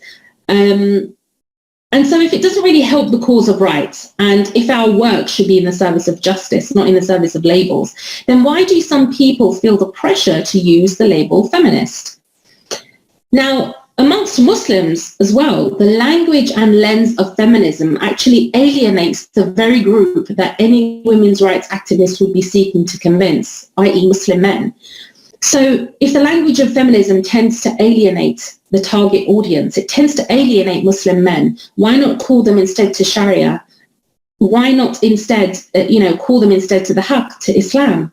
And if not, then who are they preaching to? Who is it? Who is the advocacy in aid of? Who is it for the benefit of? And what are they calling towards? Now, some may argue that the label feminism, it's merely about, inculcating and reminding people about the equality of men and women. And that if you believe in the equality of men and women, then you're already a feminist. But if that's the case, then why do I need to identify as feminist in the first place? If it's merely about the equality of the sexes, then feminists should also argue that men should identify as meninists or men's rights activists, because they too claim that their movements are just about equality of the genders. Now, another important consideration to determine whether the issue or problem you're seeking to address is in fact a women's rights issue, or is it a civil rights issue, is to take, for example, the issue of wearing the hijab that is currently being challenged in some Indian schools, where you have some Hindu women who some of them identify as feminist or may not, I don't know. When you have some Hindu women aggressively attempting to intimidate Muslim women either to take off their hijabs or not attend the schools, is this a women's rights issue or is it actually a civil rights issue? And this is an important question to answer because for some, there may be a hastening or a rush to say that this is a feminist issue, women's rights, let's get behind this in the name of, of women. When in fact, by identifying it correctly as a civil rights issue, we know who is actually to blame and we know who actually to take to account in resolving this issue. The issue that is happening in India at the moment is a civil rights issue. And by arguing the former, by arguing, oh, it's a women's rights issue, what this does is it belittles it a little bit and it makes it a sub-issue rather than a very prominent constitutional issue. It makes it as, these are just social justice warriors trying to, get a little win here and there. No, we should be adamant in saying this isn't just a women's rights issue. This is a civil rights issue. So if using the label feminist hasn't really helped people historically, there's no universal definition as to the beliefs that make up feminism. And it's a term that often incurs resistance and creates sectarianism. And if there are those who follow different approaches to women's rights, such as those of us Muslims who follow Islam and choose to identify as Muslim, then people making a rational decision to abstain from using the unclear label of feminism can't sensibly be challenged on this decision. And even more concerning than this is the sort of cultural imperialism underlying the pushing of feminism onto Muslims. And I appreciate that I'm being quite cursory in a lot of the topics that I'm talking about, but given the time constraints, please forgive me for that. If there's another occasion, inshallah, I would love to go into more detail on all of these points. But to continue, women's rights in the West, again, very generally speaking, was established as a bolt-on to an existing code of legal rights and an existing culture. And it's therefore bound to the ideology of the nucleus of Western legal and social codes. So currently Western culture and civilization and feminism is based on the dogma of individualism. And this makes the assumption, individualism makes the assumption that humans are merely individuals with no purpose except to exist as individuals. And for feminists, this means maximizing the autonomy of the individual feminist female. The reality, however, is that humans, like cells in the body, we aren't merely individuals. We're social creatures. We're defined by society, by culture, by parents, by genetics, the languages we're taught, which no human being can actually learn without being taught by another. This is how dependent we are on one another. We're creatures that have many instinctive needs that can only be fulfilled by other people. And this is why solitary confinement, for example, is considered one of the most inhumane punishments. We're not meant to exist as sole, lonesome individuals. Now, humans were created inside the universe, along with our nature and genetics. We didn't create the universe or our own nature or genetics. We're naturally mostly passive recipients of all of these variables, all of these realities. And there's not really much escape from this. And all of these realities emerge from and point to a higher truth that we are part of. So individualism's claim to put the individual above these realities, to say that all of these things don't matter, this is often what it calls liberation, but actually is its biggest illusion because it orphans humans, it cuts them off from their higher purpose. And it actually makes them more vulnerable to oppression by those who happen to be stronger in human society. Now, the reality is that Islam, on the other hand, liberates us from enslavement to causality because it allows us to submit ourselves to the ultimate cause. It gives us a higher purpose than just maximizing individual autonomy. It's a higher purpose than selfishness, and it gives direction to both men and women. And that provides us with a very clear moral yardstick and a justification for what is just and what is not. Gives us a holistic method to achieve that justice. So simply speaking, feminism as an ideology makes the female individual rather than the male individual the arbiter in working out what's good for women. Islam, on the other hand, makes God the arbiter and the individual the agent. In Islam, women's rights is not a bolt-on. It's not a concession or an appeasement. Oh, here you go, ladies. This should keep you quiet, for the next while. No. the rights that Allah subhanahu wa ta'ala has ordained for each group of society, including women, is a necessity. It's a precondition for a prosperous and just society to flourish. For Muslims, it was God, not humans, that decided that a woman's deeds would be judged no differently than a man's deeds in terms of good conduct, truthfulness, patience, charity, fasting, repentance, their bidding for what is good and forbidding of what is bad, her use of knowledge. It was God, not humans, that stated in the Quran, I do not waste the deed of any doer among you, be they male or female, the one of you is as the other. It was God, not humans, that decided that there will be no difference between a man's worship and a woman's worship. And in Islam, a woman is an independent entity like a man and a fully accountable human being. It was God, not humans, that decided that she would have her own legal standing, that she could aspire toward any profession or vocation, and if she chose to raise children, that heaven would be under her feet. It was God, not humans, that decided that a woman had the right to be provided for, that nobody could control her wealth, and that if she were to provide for her family, she would get more reward than her husband would have, that she would have rights over her husband just as he had over her. And it was God, not humans, that ordained that she should have the right to respect, affection, and time from her husband, the right to physical satisfaction by her husband, the right to shelter provided by her husband, the right to food and clothing equal in quality to her husband, the right to physical protection provided by her husband, the right to a dowry. And as a result of this, women often played a fundamental role in the distribution, for example, of wealth.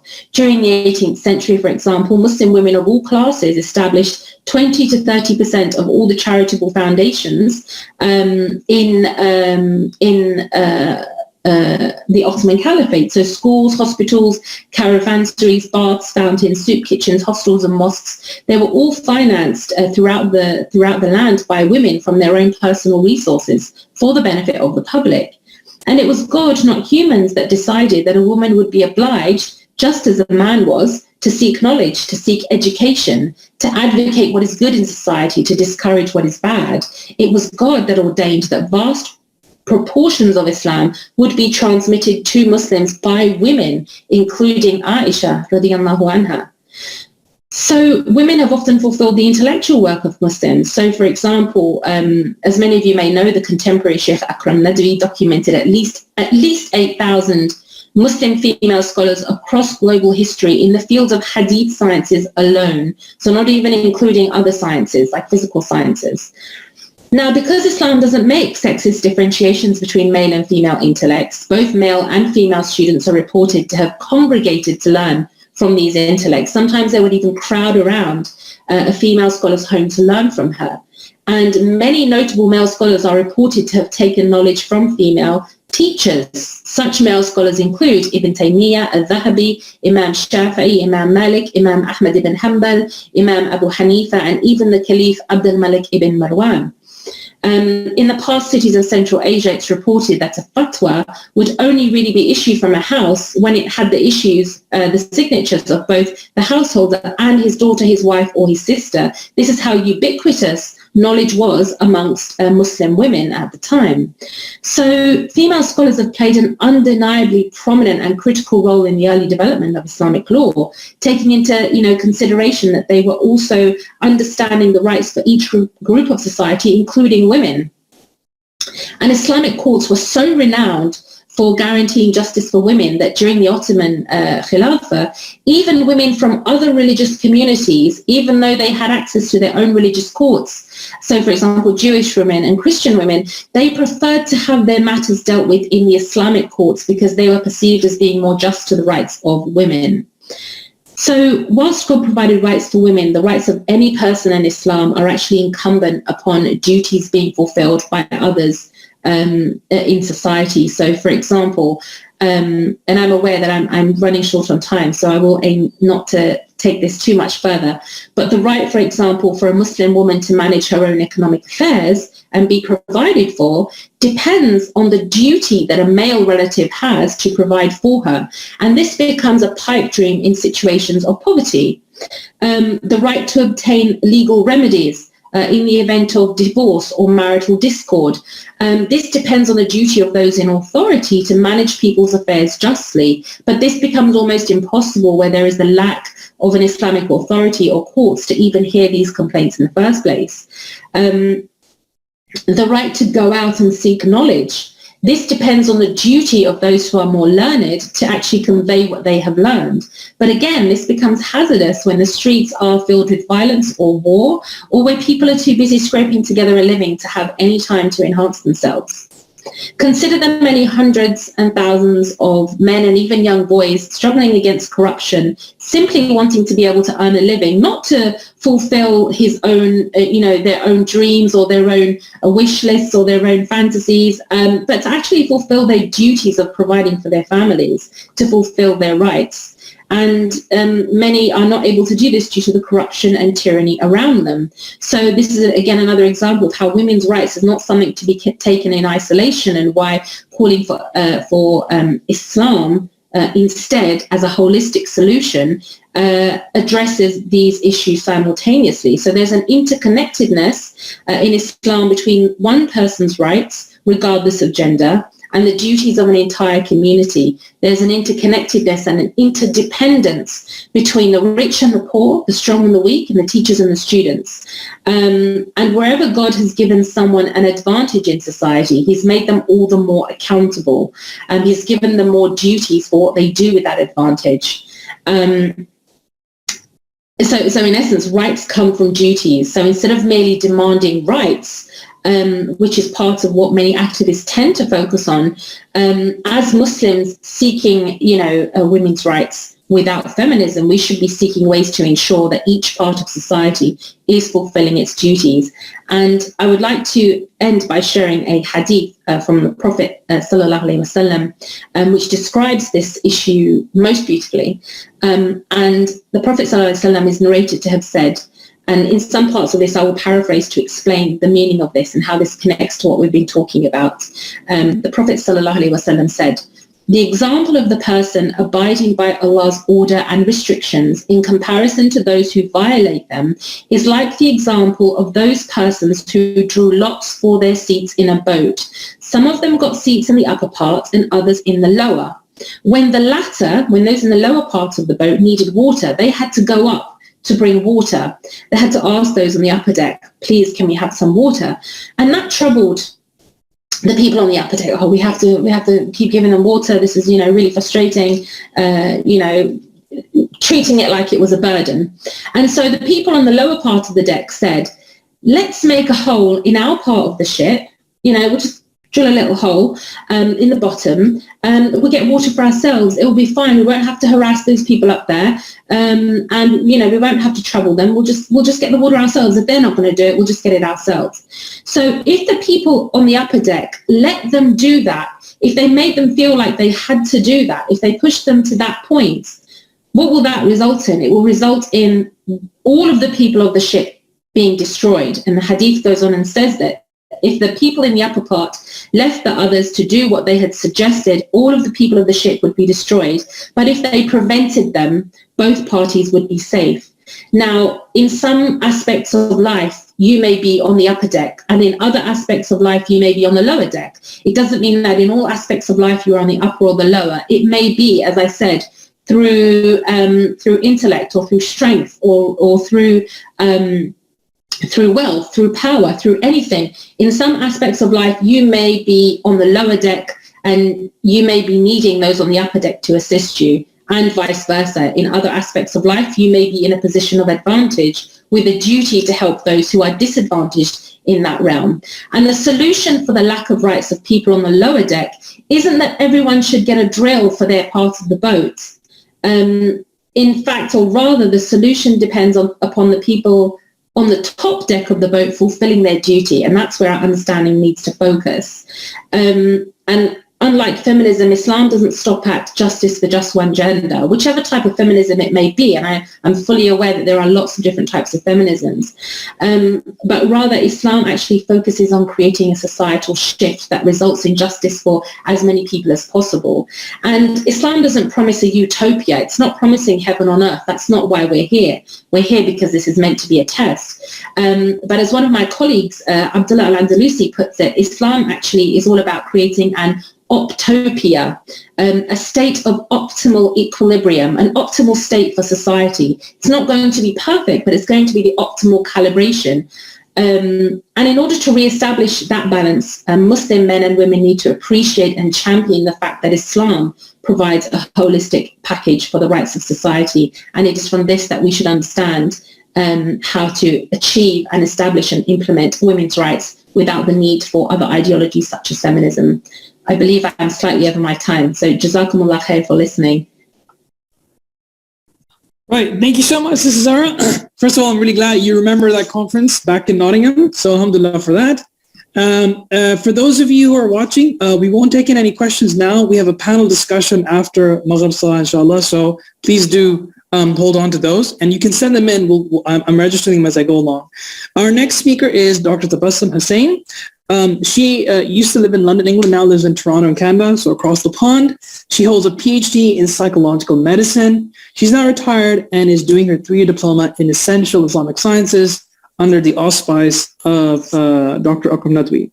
She's been engaged in dawah for over 30 years in many forms, including debate, dialogue, workshops, and has written articles and lectures primarily on the area of women in Islam.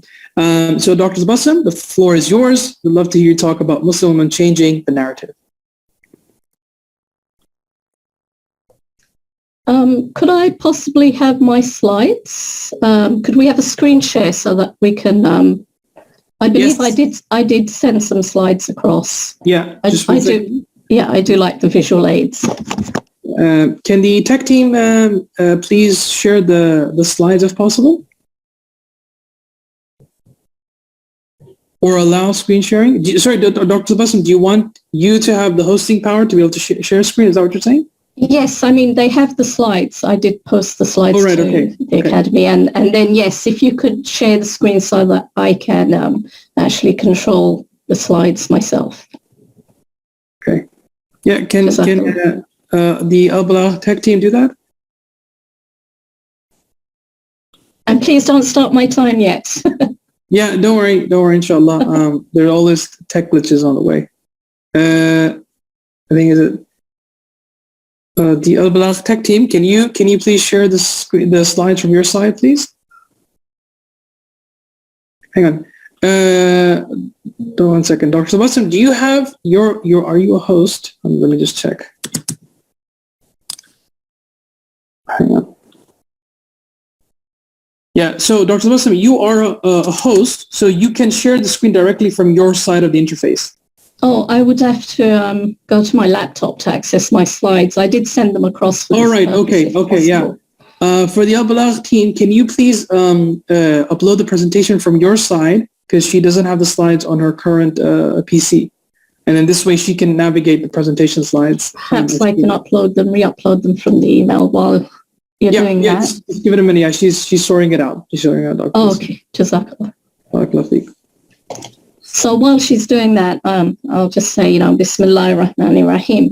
Assalamu alaikum, everyone who has joined this amazing conference today, and Jazakallah to the Academy for inviting me to contribute to this amazing effort in addressing the issues that are posing various challenges for the Muslim community today. Please bear in mind that I've been sandwiched between my colleagues from the Muslim Debate Initiative, Sister Zara and Brother Andalusi, both experts, mashallah, in debating and dialoguing on feminism, mashallah. And adding to that pressure, I've been given 25 minutes to speak on a topic, a huge topic that has evolved, splintered, and continues to be redefined to create more and more isms and schisms.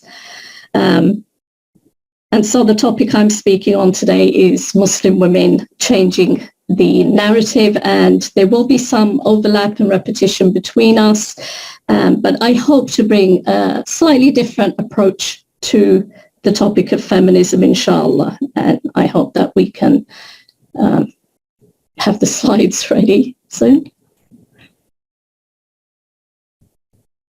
Yeah, it's just coming up. Please do forgive us for these tech delays. Not a problem.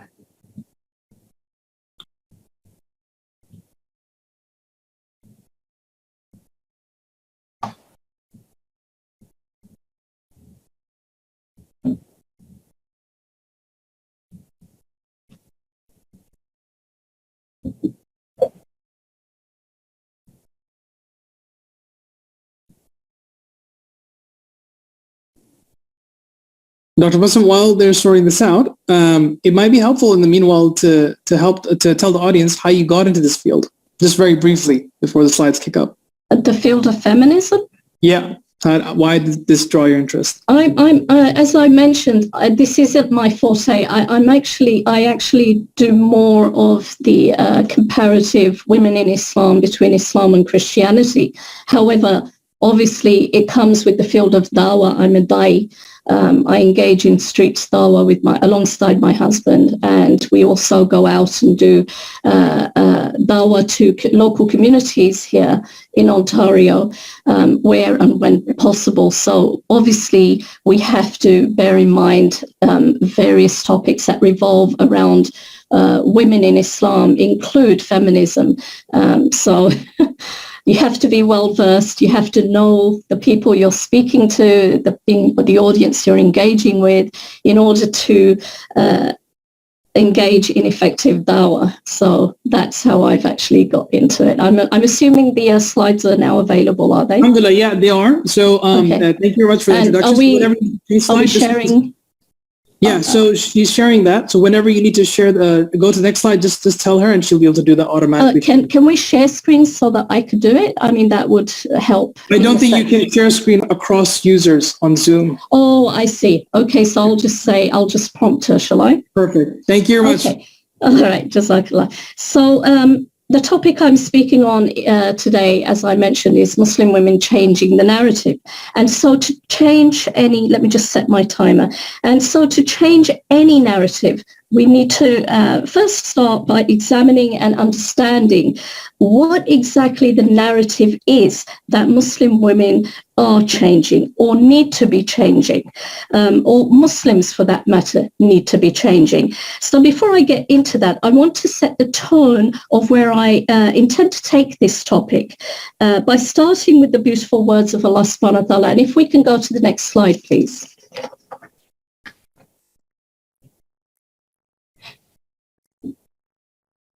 So here this is a verse which is close to my heart as a da'i, but there's certain words I want to emphasize for the purpose of this talk today.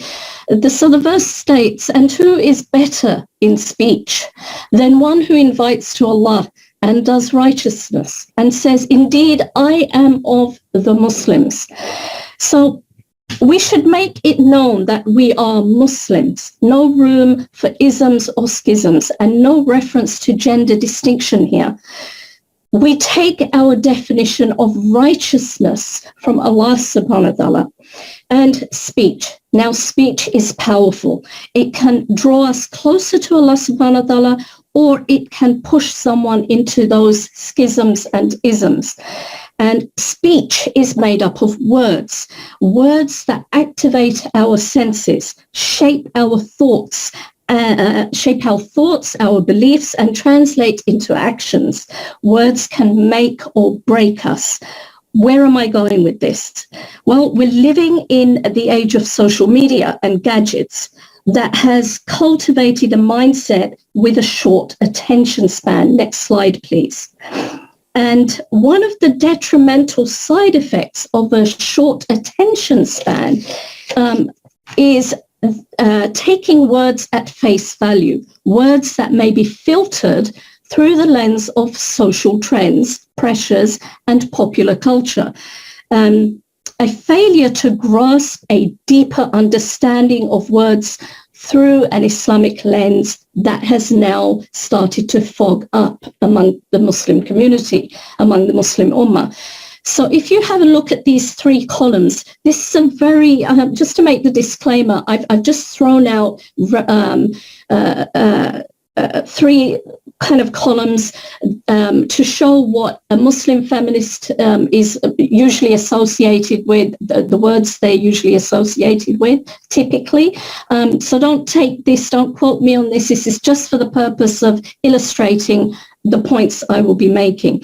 So now if you take a quick look at the words listed below the two feminist columns versus the one Muslim or non-Muslim column, you will notice that these words are usually words commonly touted by women promoting, or we could say marketing, the feminist movement.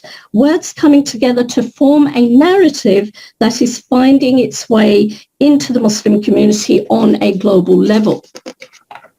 So on the one hand, we see words that point to a positive picture of women, feminist women. The words are all appealing. They sell. On the other hand, if you're a Muslim woman or a woman who doesn't identify with the Feminist Girls Club, the words applied to women under this group forces a person to reassess what type of woman you want to identify as, or what you want your daughters to identify as. But do these words come together to build a narrative that can bring positive changes for women and for the community as a whole? Are they simply buzzwords designed to market a feminist movement or a feminist narrative? And is this narrative false or questionable? Now, imagine a repetitive barrage of these words coming at our young people, at our Muslim Ummah, and the resulting impact on the mindset. If these words carry meaning, especially that undermines what they mean from an Islamic perspective. So more people, more Muslims will probably be exposed to this type of message on a daily basis through various means, such as social media, than the Quran or any form of Islamic text or learning. So, next slide, please. Thank you. So, when presented with verses such as this one, and the male is not like the female, the words will probably filter through a feminist lens and translate as the male and female are not equal, rather than embracing the reality and fact that the male and female are not the same. Yes, we are different, and different. We have differences in psychology, anatomy.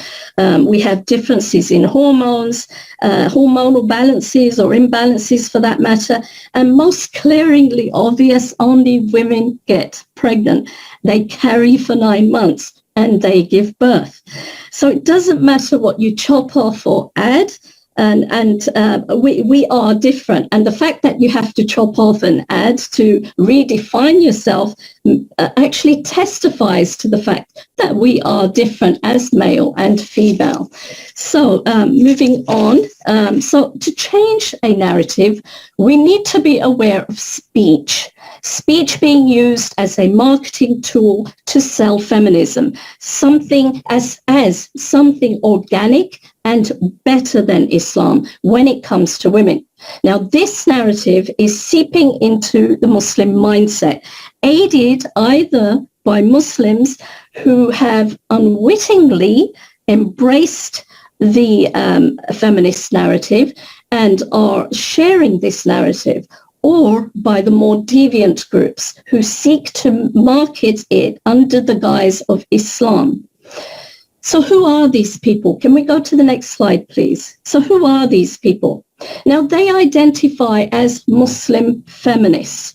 And due to time constraints, again, I've oversimplified and broken it down into two main groups with a third possibly overlapping between the two. So Group A will typically identify as saying, I'm a Muslim feminist because there is feminism in Islam. And Group B, on the other hand, will typically identify as, I'm a Muslim feminist and we need to remove patriarchy from Islam. And this group typically calls for reform and alternative non-patriarchal feminist interpretations of the Quran. Now, what they do to basically push that movement or push that narrative is they will say certain things which make sense. They're appealing. So a couple of the statements I pulled out are Muslim governments led predominantly by Muslim men appropriate Islamic texts to discriminate and to discriminate against and restrict women's personal freedom and rights. Another typical statement would be Islamophobic neo-Orientalists use these popular yet traditional misogynistic readings of Islam to support their xenophobic claims against Islam and Muslims. Now, obviously, we can agree on these statements to a certain degree, and this is what may be pulling us as Muslims into that movement, especially the unsuspecting Muslims who are not really well versed in their Islam, because usually when something is pushed, there will be a partial truth to it. And they use that partial truth because there is little substance to what they're pushing otherwise. So they need to support this. And then you have, if Group B is too shocking, then you have Group C and Group A, which have a bit of an overlap or detach themselves from Group B. So feminism caters to all types of Muslims, and this is selling. Now, could I have the next slide, please? And I've listed some of the strategies that have helped the Muslim feminist movement or Islamic feminism to gather momentum over the past few decades. And we really need to wake up to this and create awareness. So what they do is they campaign and lobby to create leverage. They gain and reinforce legitimacy and build alliances via international bridge building between feminist movements and other movements such as the LGBTQ plus community, the Black Lives Matter community, and so forth. And then there is a spotlighting and recognition of those who identify as Muslim or Islamic feminists to add credibility to the movement and undermine Islam, and thereby gain funding and political support in an attempt to reinterpret Islam or reform Islam, or rather replace Islam with feminist ideals under the guise of Islamic feminism. They also attempt to bring together the resources and voices of those who identify as Muslim feminist or Islamic feminist scholars and activists with the goal of giving intellectual support and legitimacy to the movement. So we need to be aware of these things. Now, could I have the next slide, please? So the feminist agenda essentially challenges the root values of Islam that shape, guide, and govern family laws, for example, marriage, dress code, motherhood, education, and career is redefined through the feminist lens. They will take to social trends, alliances, and pressures, and they will put victims of abuse at the forefront to champion their cause as feminists coming to the aid of victims of abuse. But when I say that this feminist agenda essentially challenges the root values of Islam, what do I mean by this? Some people may argue, no, it's not challenging. It's not challenging religion per se. But let's look at what Simone de Beauvoir, who is said to have ushered in the second wave of feminism, which is predominantly in the 1960s, clearly stated in her opposition to religion. Now, what she said for the Mohammedans, which is that, she's referring to Muslims, for the Jews, Mohammedans, and Christians, among others, man is master by divine right. The fear of God will therefore repress any impulse towards revolt in the downtrodden female. So in short, a woman understands that until a woman understands that Islam is man-made, there to oppress and subjugate women, a woman will never be free to be who she truly is beyond a social construct put there by men. Could I have the next slide, please? So, in other words, the feminist is screaming, listen to me. I know better. Drop the social constructs as dictated by men. For what? Another form of social constructs, ironically, now this time being put there by the feminist.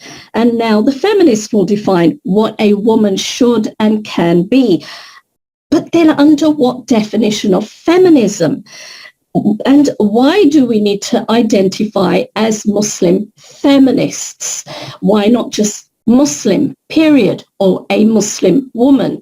The underlying implication or the underlying message is that feminism can get the job done where Islam has failed. So, in other words, is being a Muslim woman or a Muslim not good enough? Is Muslim feminism better? As Muslims, we embrace the feminist definition and dictates of what is righteous, what is equal, empowering, what is strength or confidence or independence, intelligence, education? What do we embrace? No, as Muslims, we submit to Allah subhanahu wa ta'ala. As a Muslim does not submit to a man-made ideology or a woman-made ism, for that matter. As Muslims, we submit to the will of Allah subhanahu wa ta'ala. So a feminist, on the other hand, arguably submits to the dictates of desires because she is not relying on Islam to define all of these buzzwords for her. Not necessarily, at least, especially when she's identifying with feminism. Now, let's take a simple cursory look at some of the words, these buzzwords. What about strength or strong? So as Muslims, male and female, we support one another with our strengths and help one another in our weaknesses. This doesn't make us submit to one another in a negative sense of the word, as the Muslim feminists will claim. Now, what about secure and confident? Does that mean getting rid of our dress code to be secure and confident? Well, Islam also embraces, and in Islam, we embrace shyness and modesty. There's nothing wrong with that. These are embraced as positive things in Islam. A Muslim woman who wears the hijab is secure and confident, but in a way which we can compare to the flag bearers of old on the battlefield, let's say, because she is the most visible Muslim out there wearing her Islamic dress code, loose clothing, full hijab. And so, if you think of the battles of old and the flag bearers, it was only when the flag bearer fell that the armies or that side of the army would retreat because it signaled a loss. Now, when feminism or any ism aims to bring Islam down, what are they going to attack? One of the targets will be the flag bearers. So why not target women and what women represent under Islam? Now, could we move to the next slide quickly, please? Sorry, I am aware of the time as well. Change the narrative. Okay, so we do not need feminism. What we need is to change the feminist narrative. We need Islam. We need to increase our knowledge, our learning of Islam and conveying of Islam. And we do not need feminism.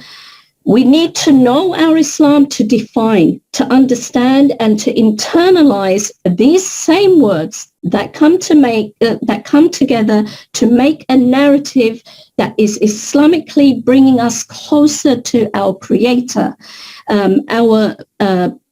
Our bodies are not our own. For example, from Allah subhanahu wa ta'ala we came, and to Allah subhanahu wa ta'ala we will return. So when we buy a machine, we will not look at we will not look to the manual that comes with it.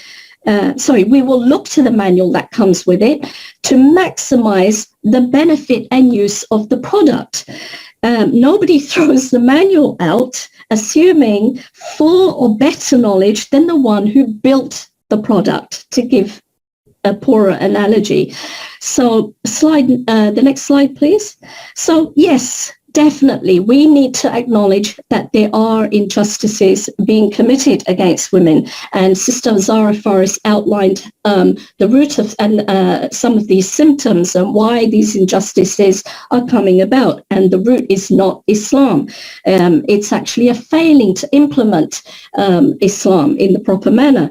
So there are justices against women, but we do not need feminism to fight justice. So as in this ayah, as for the believing men and the believing women, they are guardians of each other. They enjoin and forbid, they enjoin good and forbid evil. So it's a joint effort. And to say that we need feminism, again, to tackle injustices is to say that Islam fails in this respect. Now, if the feminist claims are true, that Islam is patriarchal, okay, listen very carefully to this. If that claim is true, that Islam is patriarchal, let's not just take phrases, statements and words at face value. We need to look at these words and phrases very carefully before swallowing them whole, okay, and taking them at face value. So if it's patriarchal, it's dominated and dictated by men who seek to control, oppress and subjugate women, then they have truly shot themselves in the foot by making this claim. By doing this. If the men are doing this to control, if the whole Islamic narrative is by men to control and subjugate women, then the men themselves have shot themselves in the foot. What do I mean by this? For example, well, let's talk about equality when it comes to modest dress code. Well, in light of a woman's modest dress code in Islam, men have essentially denied themselves eye candy, the ability to sexually objectify women, the ability to exploit their beauty in industries such as the porn industry. And so they've shot themselves in the foot by making women cover up. Now, in light of the fact that the men is denied the freedom to play the field, that the only access or right to be he has to be intimate with a woman is through the commitment of marriage in Islam. So effectively, a man has denied himself the right to play the field. So a man has also denied himself the right, if under Islam, the opportunity to financially exploit women, because in Islam he's denied access to her earnings and inheritance. So when a woman also is given the right as a witness to oversee business transactions, you know, the typical thing that they bring up of, why two women witnesses instead of one? Well, why not any woman witness? Why not throw out all women witnesses? And if you look at that verse, it's actually stating if it's one woman witness, it's two women witnesses, so that if one errs, the other can intervene. So essentially one is there just to help the other one if she errs. So a man has actually effectively given a woman authority to engage in business transactions, and the list goes on. So if anything, a woman should not enable feminists to change the Islamic narrative. And any man who loves and honors his mother, his wife, and daughter cannot allow feminists to change the Islamic narrative. Our gender roles and rights, as beautifully laid out by Allah subhanahu wa ta'ala, are there to strengthen the bonds between us as men and women. Now, in November 2009, the cover story for Time magazine revolved around a poll that showed while women had become more powerful, they have also become increasingly unhappy. This is counterintuitive to the claim of feminists that, you know, their movement is there to enhance well-being and the quality of life and happiness for women. These studies or polls such as these beg the question, does or can feminism actually lead to a greater sense of well-being or happiness for women? Studies show that religious women in marriages are the happiest. 2/3 of married mothers prefer not to work full-time, according to a 2013 study.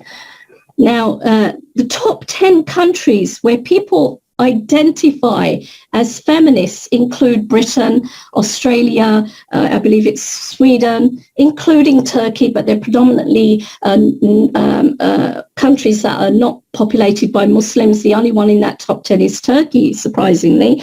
And they are in the top 10 that identify as feminists, the majority of people in those countries. Now, the irony of that is that in the same countries, it's the same people in those countries who actually disapprove of the Me Too movement and also consider catcalling acceptable. There's the irony in there. So if Islam also, I know I'm getting close to ending my time, so I'm going to try and rush through this. Please bear with me. If Islam is a patriarchal religion, one that seeks to dominate, oppress and subjugate women, if so, what do some of the greatest male scholars say when it comes to women and their contribution to Islamic scholarship? Let's have a quick look. Ibn al-Bayyi, born in 933 Common Era, was a prominent Sunni scholar referred to as the Imam of the Muhaddithin and or leader of the Hadith scholars. He said, 1/4 of our religion depends on the narrations of women. Were it not for these narrations, we would have lost at least 1/4 of our religion. Renowned scholar in Islamic history, Imam Dahabi stated, there have been many men who have fabricated hadith. However, no women in the history of Islam has ever been accused of fabrication. Now, if that's not men in the Islamic tradition, scholars who are shooting themselves in the foot, I don't know what is. So much for patriarchy in Islam. Could we quickly go to the next slide, please? Now, I want to add a bit of shock element into this narrative. Now, I'm comparing here alcohol to feminism. What do I mean by this? People may argue that alcohol, like feminism, brings people together, mostly women in this case.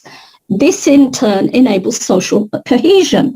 It makes you feel good. You know, there's a sense of camaraderie. It has potential benefits, potential to generate wealth. If you have a look at the bottle on the side, it's called Feminista Red Ale. This is actually being marketed by feminists, and it's generating wealth and potential to contribute to well-being, potential health benefits. Okay. Now, the counter arguments, if you look through the non-feminist lens, well, like alcohol, it can damage relationships. There can be social ills because it's causing a divide, a schism between gender in terms of gender relations. This in turn can bring about unhappiness. And so therefore, like alcohol, the harm far outweighs the benefits. Can we move on to the next slide, please? Now, yeah.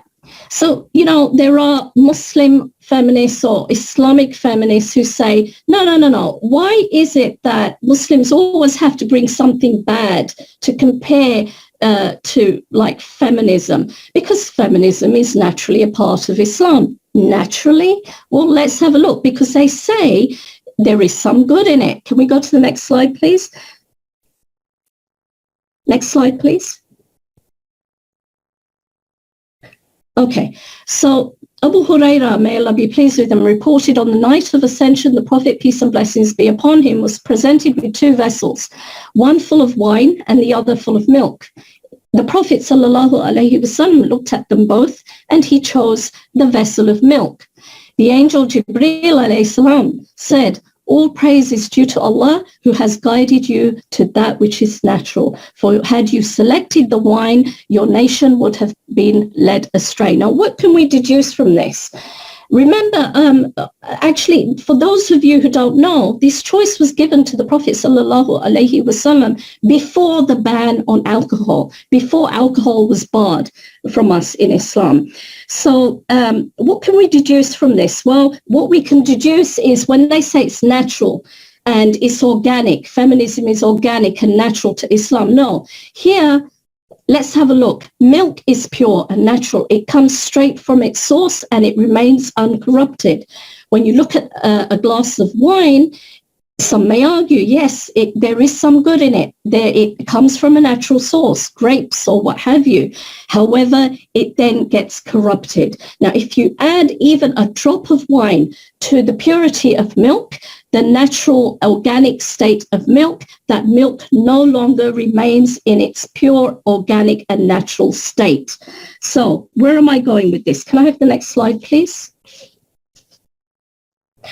So, yes, we can't deny there may be some good in feminism, but is there room for feminism in Islam? No. Islam has zero tolerance for alcohol. And just like Islam has zero tolerance or zero room, let's say, for alcohol, we could say Islam, and we do say Islam has zero room for feminism because the evil outweighs the benefit. Could we go to the next slide quickly, please?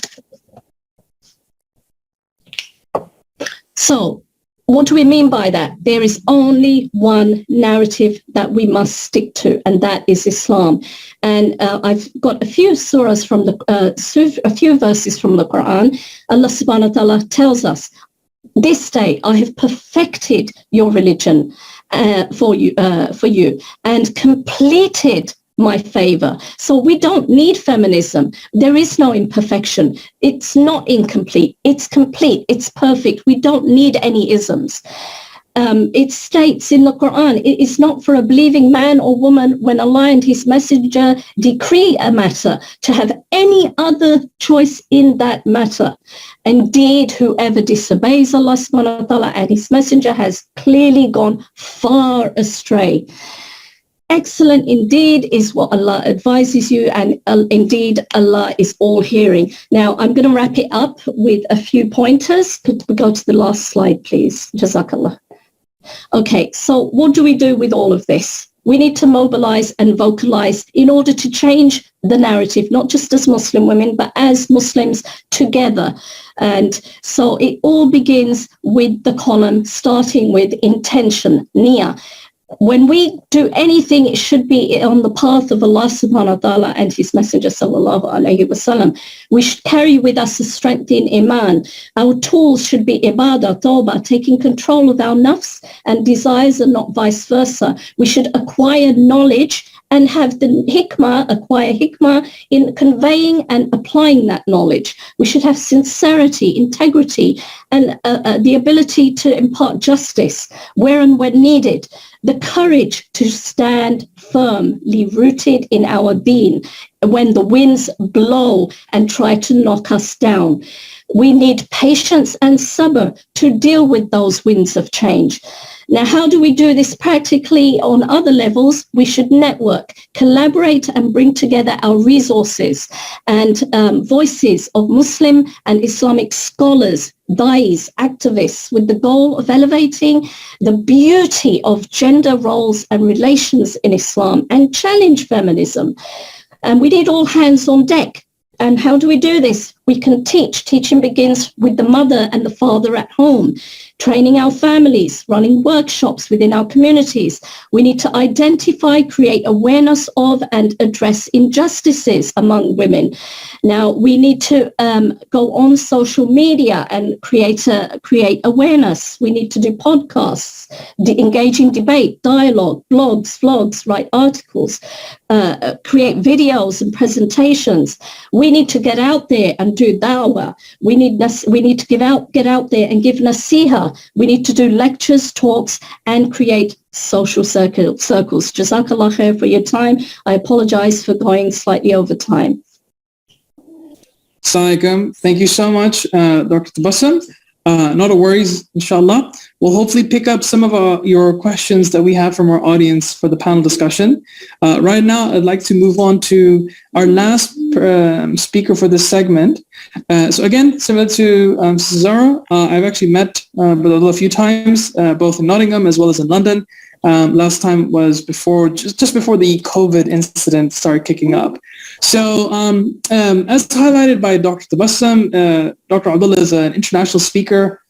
He's spoken with various outlets, including BBC, ITV, BBC Arabia, BBC Radio, Al Jazeera, Press TV, Islam Channel, and the list goes on and on and on. He's an expert speaker and debater on the topics of social political rights of Muslims, as well as feminism, which is why I'm really, really grateful that he will be speaking here with the final component of the Islam and feminism section on the topic of an Islamic response to feminism. Dr. Sayyid Abdullah, the floor is all yours, mashallah. بسم الله الرحمن الرحيم الحمد لله رب العالمين والصلاة والسلام على النبي الكريم محمد وعلى آله الطيبين وصحبه الصالحين. Assalamu alaikum wa rahmatullahi wa barakatuh to everybody here, to Al Bala Academy, to my good friend and esteemed colleague Dr.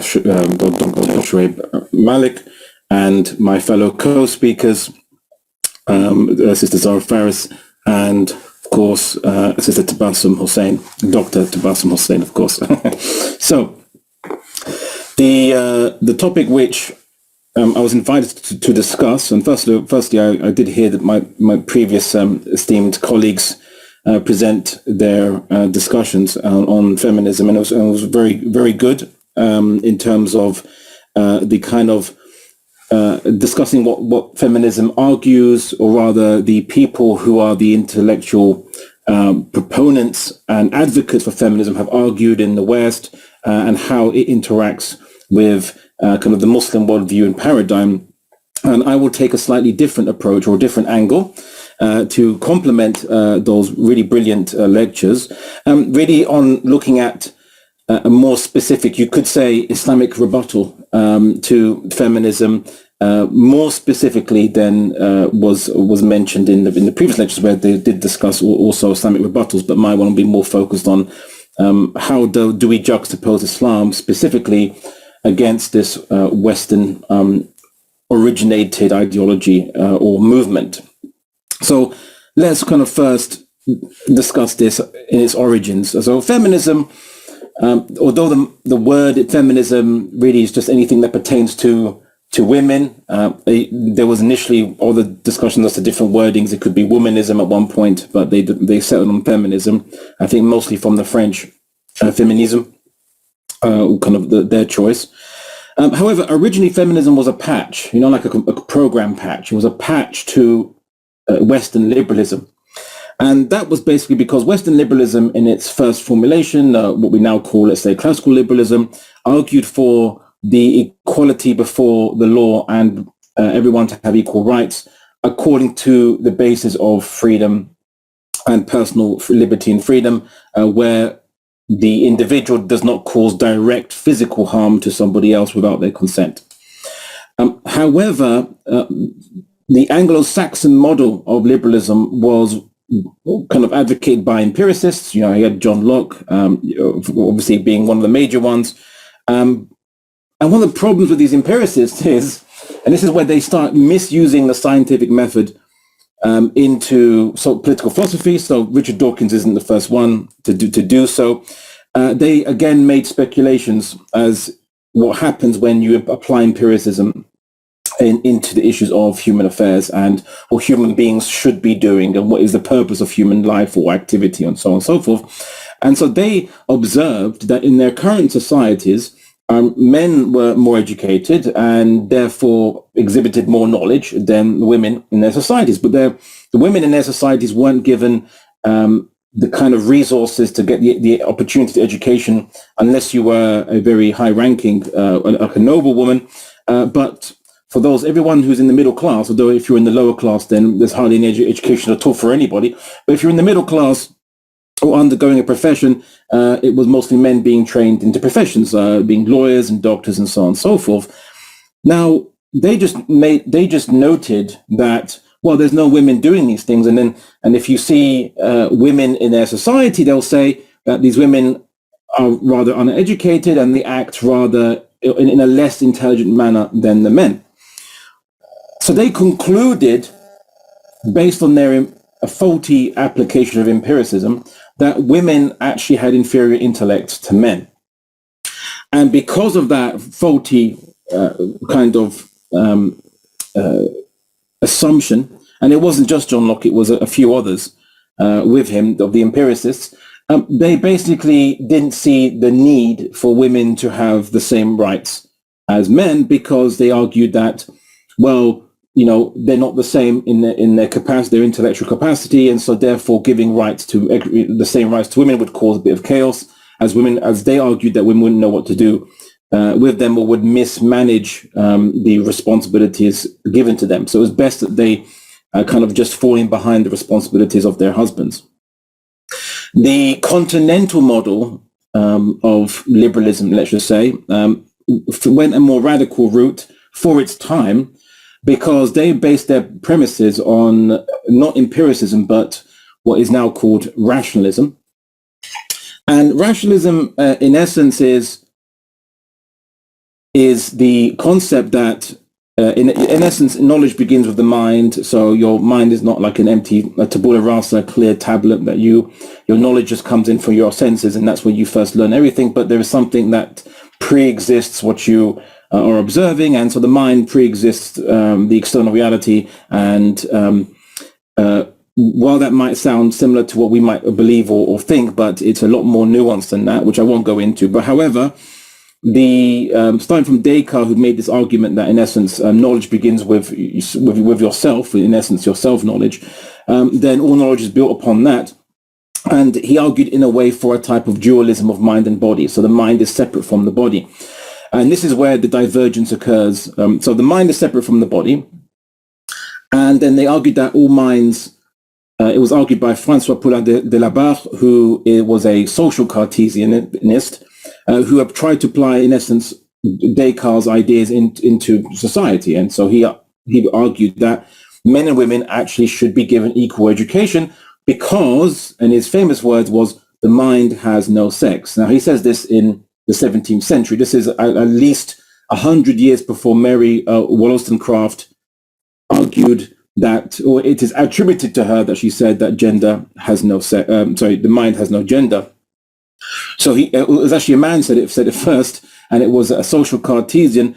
And based on that premise, the argument was that, well, you shouldn't then disadvantage women because their minds are detached from the bodies, whereas the empiricists would argue that the bodies and the mind, the brain, are all part of the same material thing. And so if there's a difference in the female body to a man's body, that would have some effect on the mind too. So you have these two different schools of thought arguing against each other.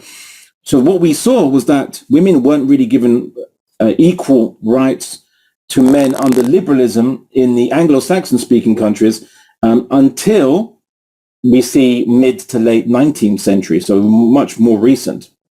But for the most part, the kind of Anglo-Saxon speaking countries had different law systems, not different law systems, sorry, but they had different legal treatments for men and women, and they didn't give women the same legal recourse. Women couldn't, when they were married, they couldn't own their property became their husbands.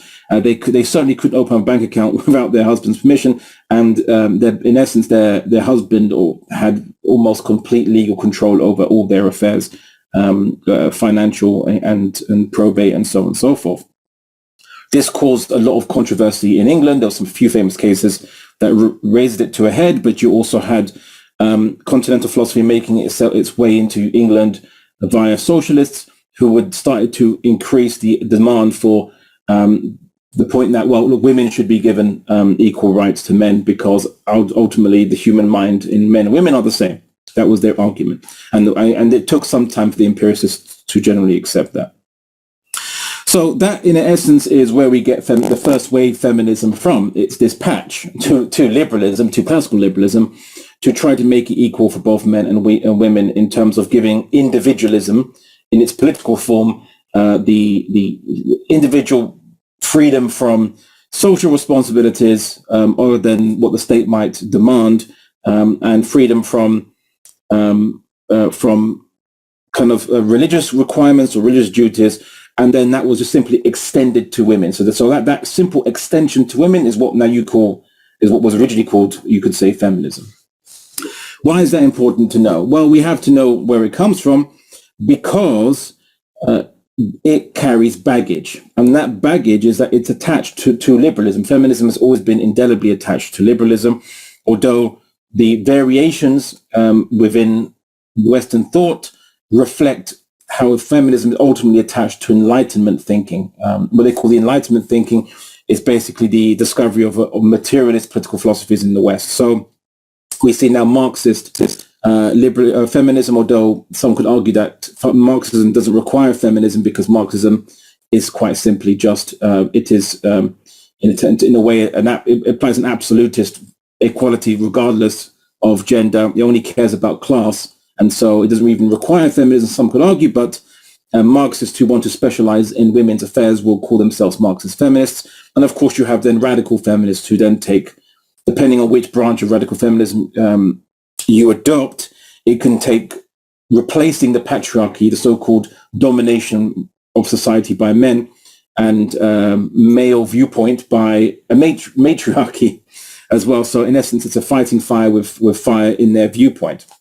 So these are the kind of pandemonium that emerges from the Enlightenment ideas. And feminism is really just, again, it's a patch. It comes to patch things in order to say, well, you give rights to men first, so now you have to extend that to women. And of course, initially, voting rights were given to men who had property. That was eventually extended to the lower classes who didn't have property, so the working classes or just the poor. And then, and of course, by race, eventually was extended from in America, white men to people of all races. And in England, though, there was no kind of law system that segregated on race because they didn't have slaves amongst themselves after they got rid of serfdom, generally. So really, then these things are extensions, right? So extensions are towards in the progression, quote unquote, of the Enlightenment project. So why then does this concern us? Why should it ever concern Muslims then, these situations? Well, primarily because many Muslim women who go to universities, who encounter Enlightenment political philosophies or on the TV or on the media, or they get involved in politics, they find themselves being taught Enlightenment political philosophy not as a quirk of the West, but as the universal way to look at justice, the universal measure of rights and morals and good and bad. So they get taught it from the West's perspective of itself, and then they seek to apply it. Now, of course, when they face problems and issues within the Muslim community from the disparities between feminism and Islam, the particular defense mechanisms that are adopted, one of them is the no true Scotsman fallacy. For anyone who doesn't know, it's the argument that if someone says no true Scotsman would ever, wear a thick coat in winter because a true Scotsman is tough. But then you could say no true Scotsman would ever go out of the house without a coat because Scotland is cold. You can just make things up to whatever is a true Scotsman. There's no way to judge that. What is a true Scotsman? And so it's called the no true Scotsman fallacy. So what is feminism is disputed amongst feminists themselves because you have the word feminism attached to different Western Enlightenment political streams of thought. So you have obviously socialists who are feminists, and they adopt a certain socialist feminism, and then you have liberal feminists, and then you have Marxist feminists. Marxism is a type of socialism, by the way, but it's not the same as socialism necessarily. and of course you have radical feminists as well. But their common denominator is that they are essentially attached to the Enlightenment political theory. But then you say, well, why can't we have Islamic feminism or Muslim feminism, for example? Well, what aspects of Islam is deficient that you require an extension of Islam to include women?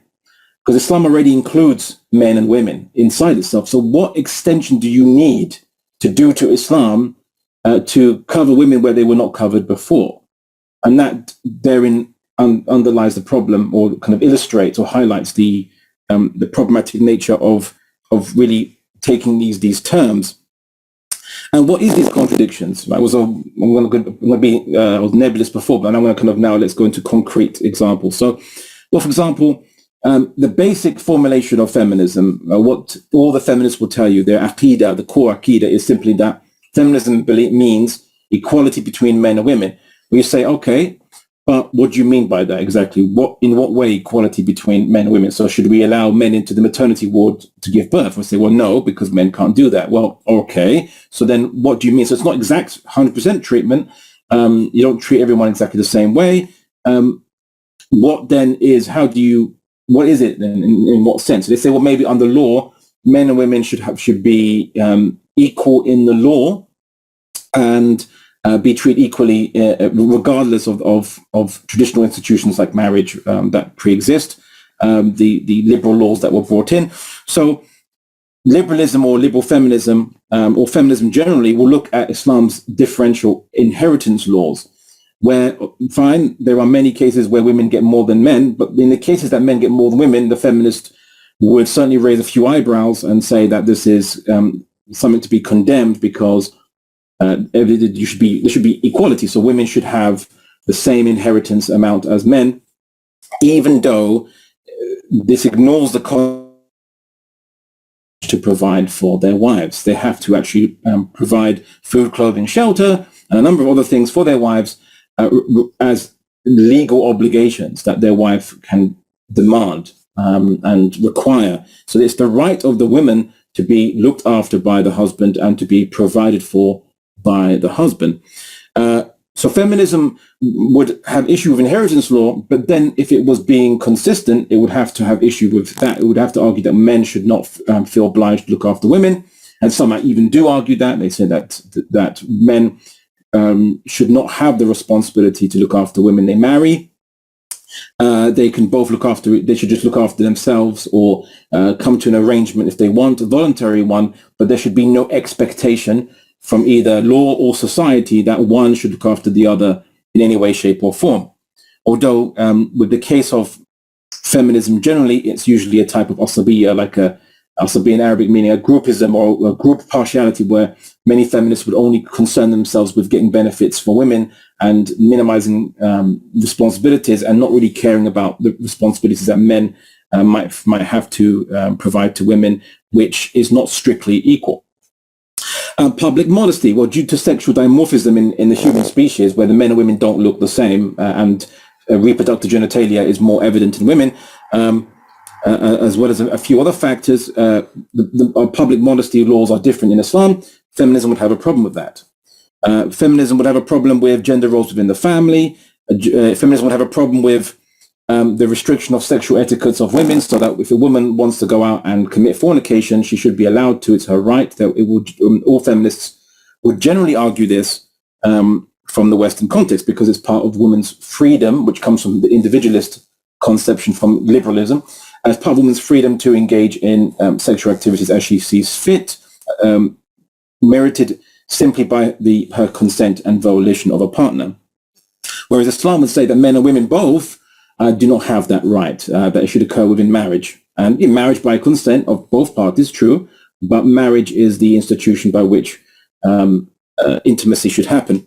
And of course, a big no-no for feminists, which would be the idea in Islam that the right of both spouses in a marriage to have intimate access to each other. So they basically have a right over each other for intimacy and intimate access, something which feminists would balk at. They wouldn't they maybe usually they would not argue, they wouldn't care so much that men must provide that to women, but the vice versa, will have an issue. That they'll say that's a type of coercion, even though the state's not getting involved to coerce anybody, because in Islamic law, the state wouldn't get involved, is not permitted to get involved in such issues directly. But in essence, in Islamic law, in our judgment of ethics, or you could say ethics, you could say, there's a right upon both spouses over each other, which the state, which if one doesn't provide, one can go and complain to the state. Usually a woman has historically gone to the state to say, my husband doesn't fulfill my intimacy needs, and then the husband can get punished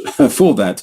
Feminism would find that abominable, because it goes against individual liberty and freedoms.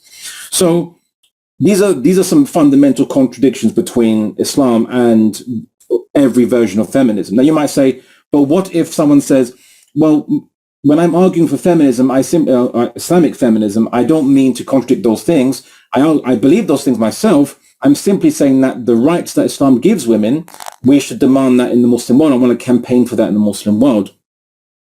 Well, we should kind of step back and simply say, firstly, why are you so adamant on the word feminism? Why must you use this word feminism? It only came to us because of colonialism, because of Western influence. Why must we be slavish to adopt words? Yeah. Yeah, we have to close out at some point because people got to leave for Maghrib. Do you think you can shoot off with your closing remarks? Yeah, sure. So I basically simply say that, quite simply, we simply say that the problem isn't in the Muslim world the lack of the implementation of rights for women simply, but it's actually the lack of reference to Islam itself as a comprehensive criteria for our political system, our society, how to define our culture and everything. So if you really want to resolve the problems of the Muslim world, it would be ridiculous to just focus on one area where you tell people you should implement the Islam's rights for women when you're in a society where Islam itself is not viewed as a criteria. It's viewed as an ideal, but not a practical criteria to live by or to judge good and bad, which is unfortunately the situation in the Muslim world.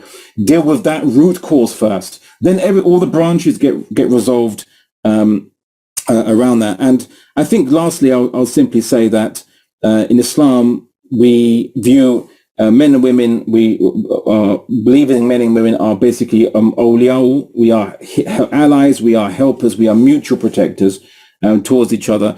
And my kind of last contention is that feminism has, like in the West, generally encountered a type of asabiya. It generally creates a type of agenda or identity politics that pits us versus them, women versus a patriarchy. And when it gets taken to the Muslim world, the concept of a us versus them approach, unfortunately, gets used. And lastly, absolute lastly, which is that feminism isn't even a useful buzzword anymore, even in the West, to give you some currency into your discourses, because right now, even amongst liberals and socialists and others, feminism is not a word they would call themselves anymore, even though 60 years ago, people would call them feminists, but people generally believe, as liberals and socialists and others, they believe in equality of a number of rights and opportunities.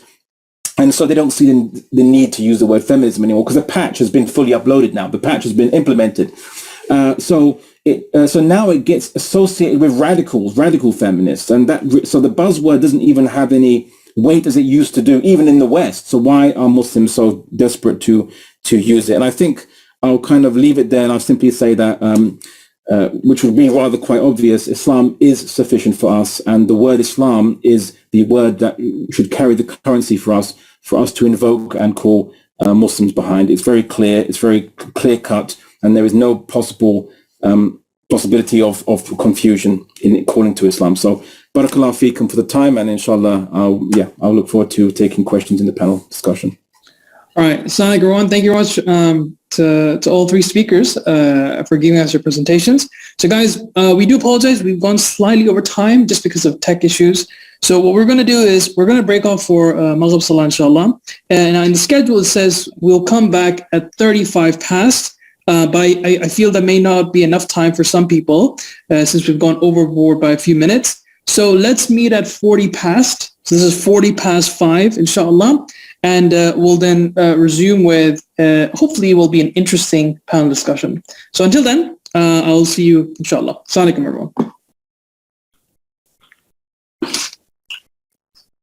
Assalamu alaikum, everyone. Can you hear me and see me? Yes? All right, okay. We'll hopefully start our QA session shortly at 40 past. Can I just request all the speakers if they can turn on their camera? So this way everybody can see everyone. Recording in progress. Thank you. Thank you. Great. Abdullah, can you kindly turn on your camera? I think he may not be there. Okay, so, oh, there he is, alhamdulillah. Okay, good. So, Bismillah, let's begin. Right, so first of all, thank you for your wonderful presentations, everyone. So now comes the hard part, which is the grilling session, as we call it, right? So I'm going to throw some questions. Some of these are going to be very, generic. And then we'll hopefully hop onto some more difficult questions. Let's start off with a very general term. Well, actually, I think it's somewhat of an easy question. So we'll start off with you, Sister Zara. Can there be such a thing as Islamic feminism, or is that a useless term? Can everybody hear me?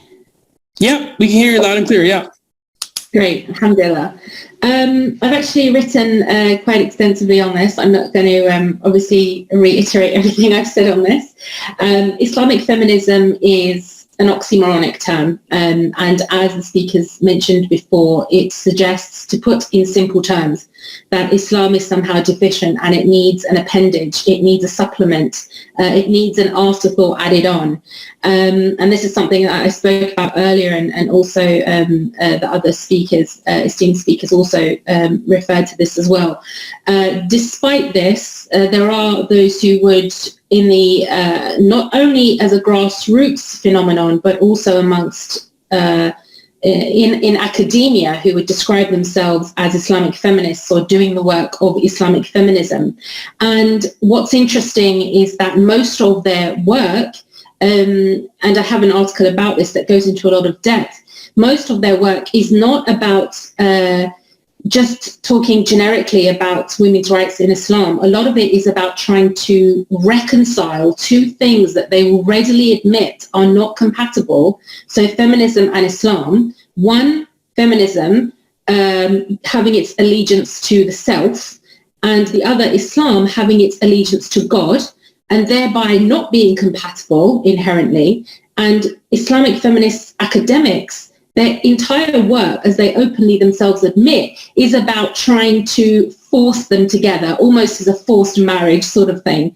And a lot of the ideas that come out of this are very dangerous. They're very worrying. You come across academics describing the Prophet Muhammad sallallahu alaihi wasallam as, a patriarchal character, and him being limited by the fact that he lived in a patriarchal society, suggesting that he didn't complete his mission, and therefore it was the job of Islamic feminists to come and do this. So not only is the term oxymoronic and useless, all it shows is that human beings sometimes think that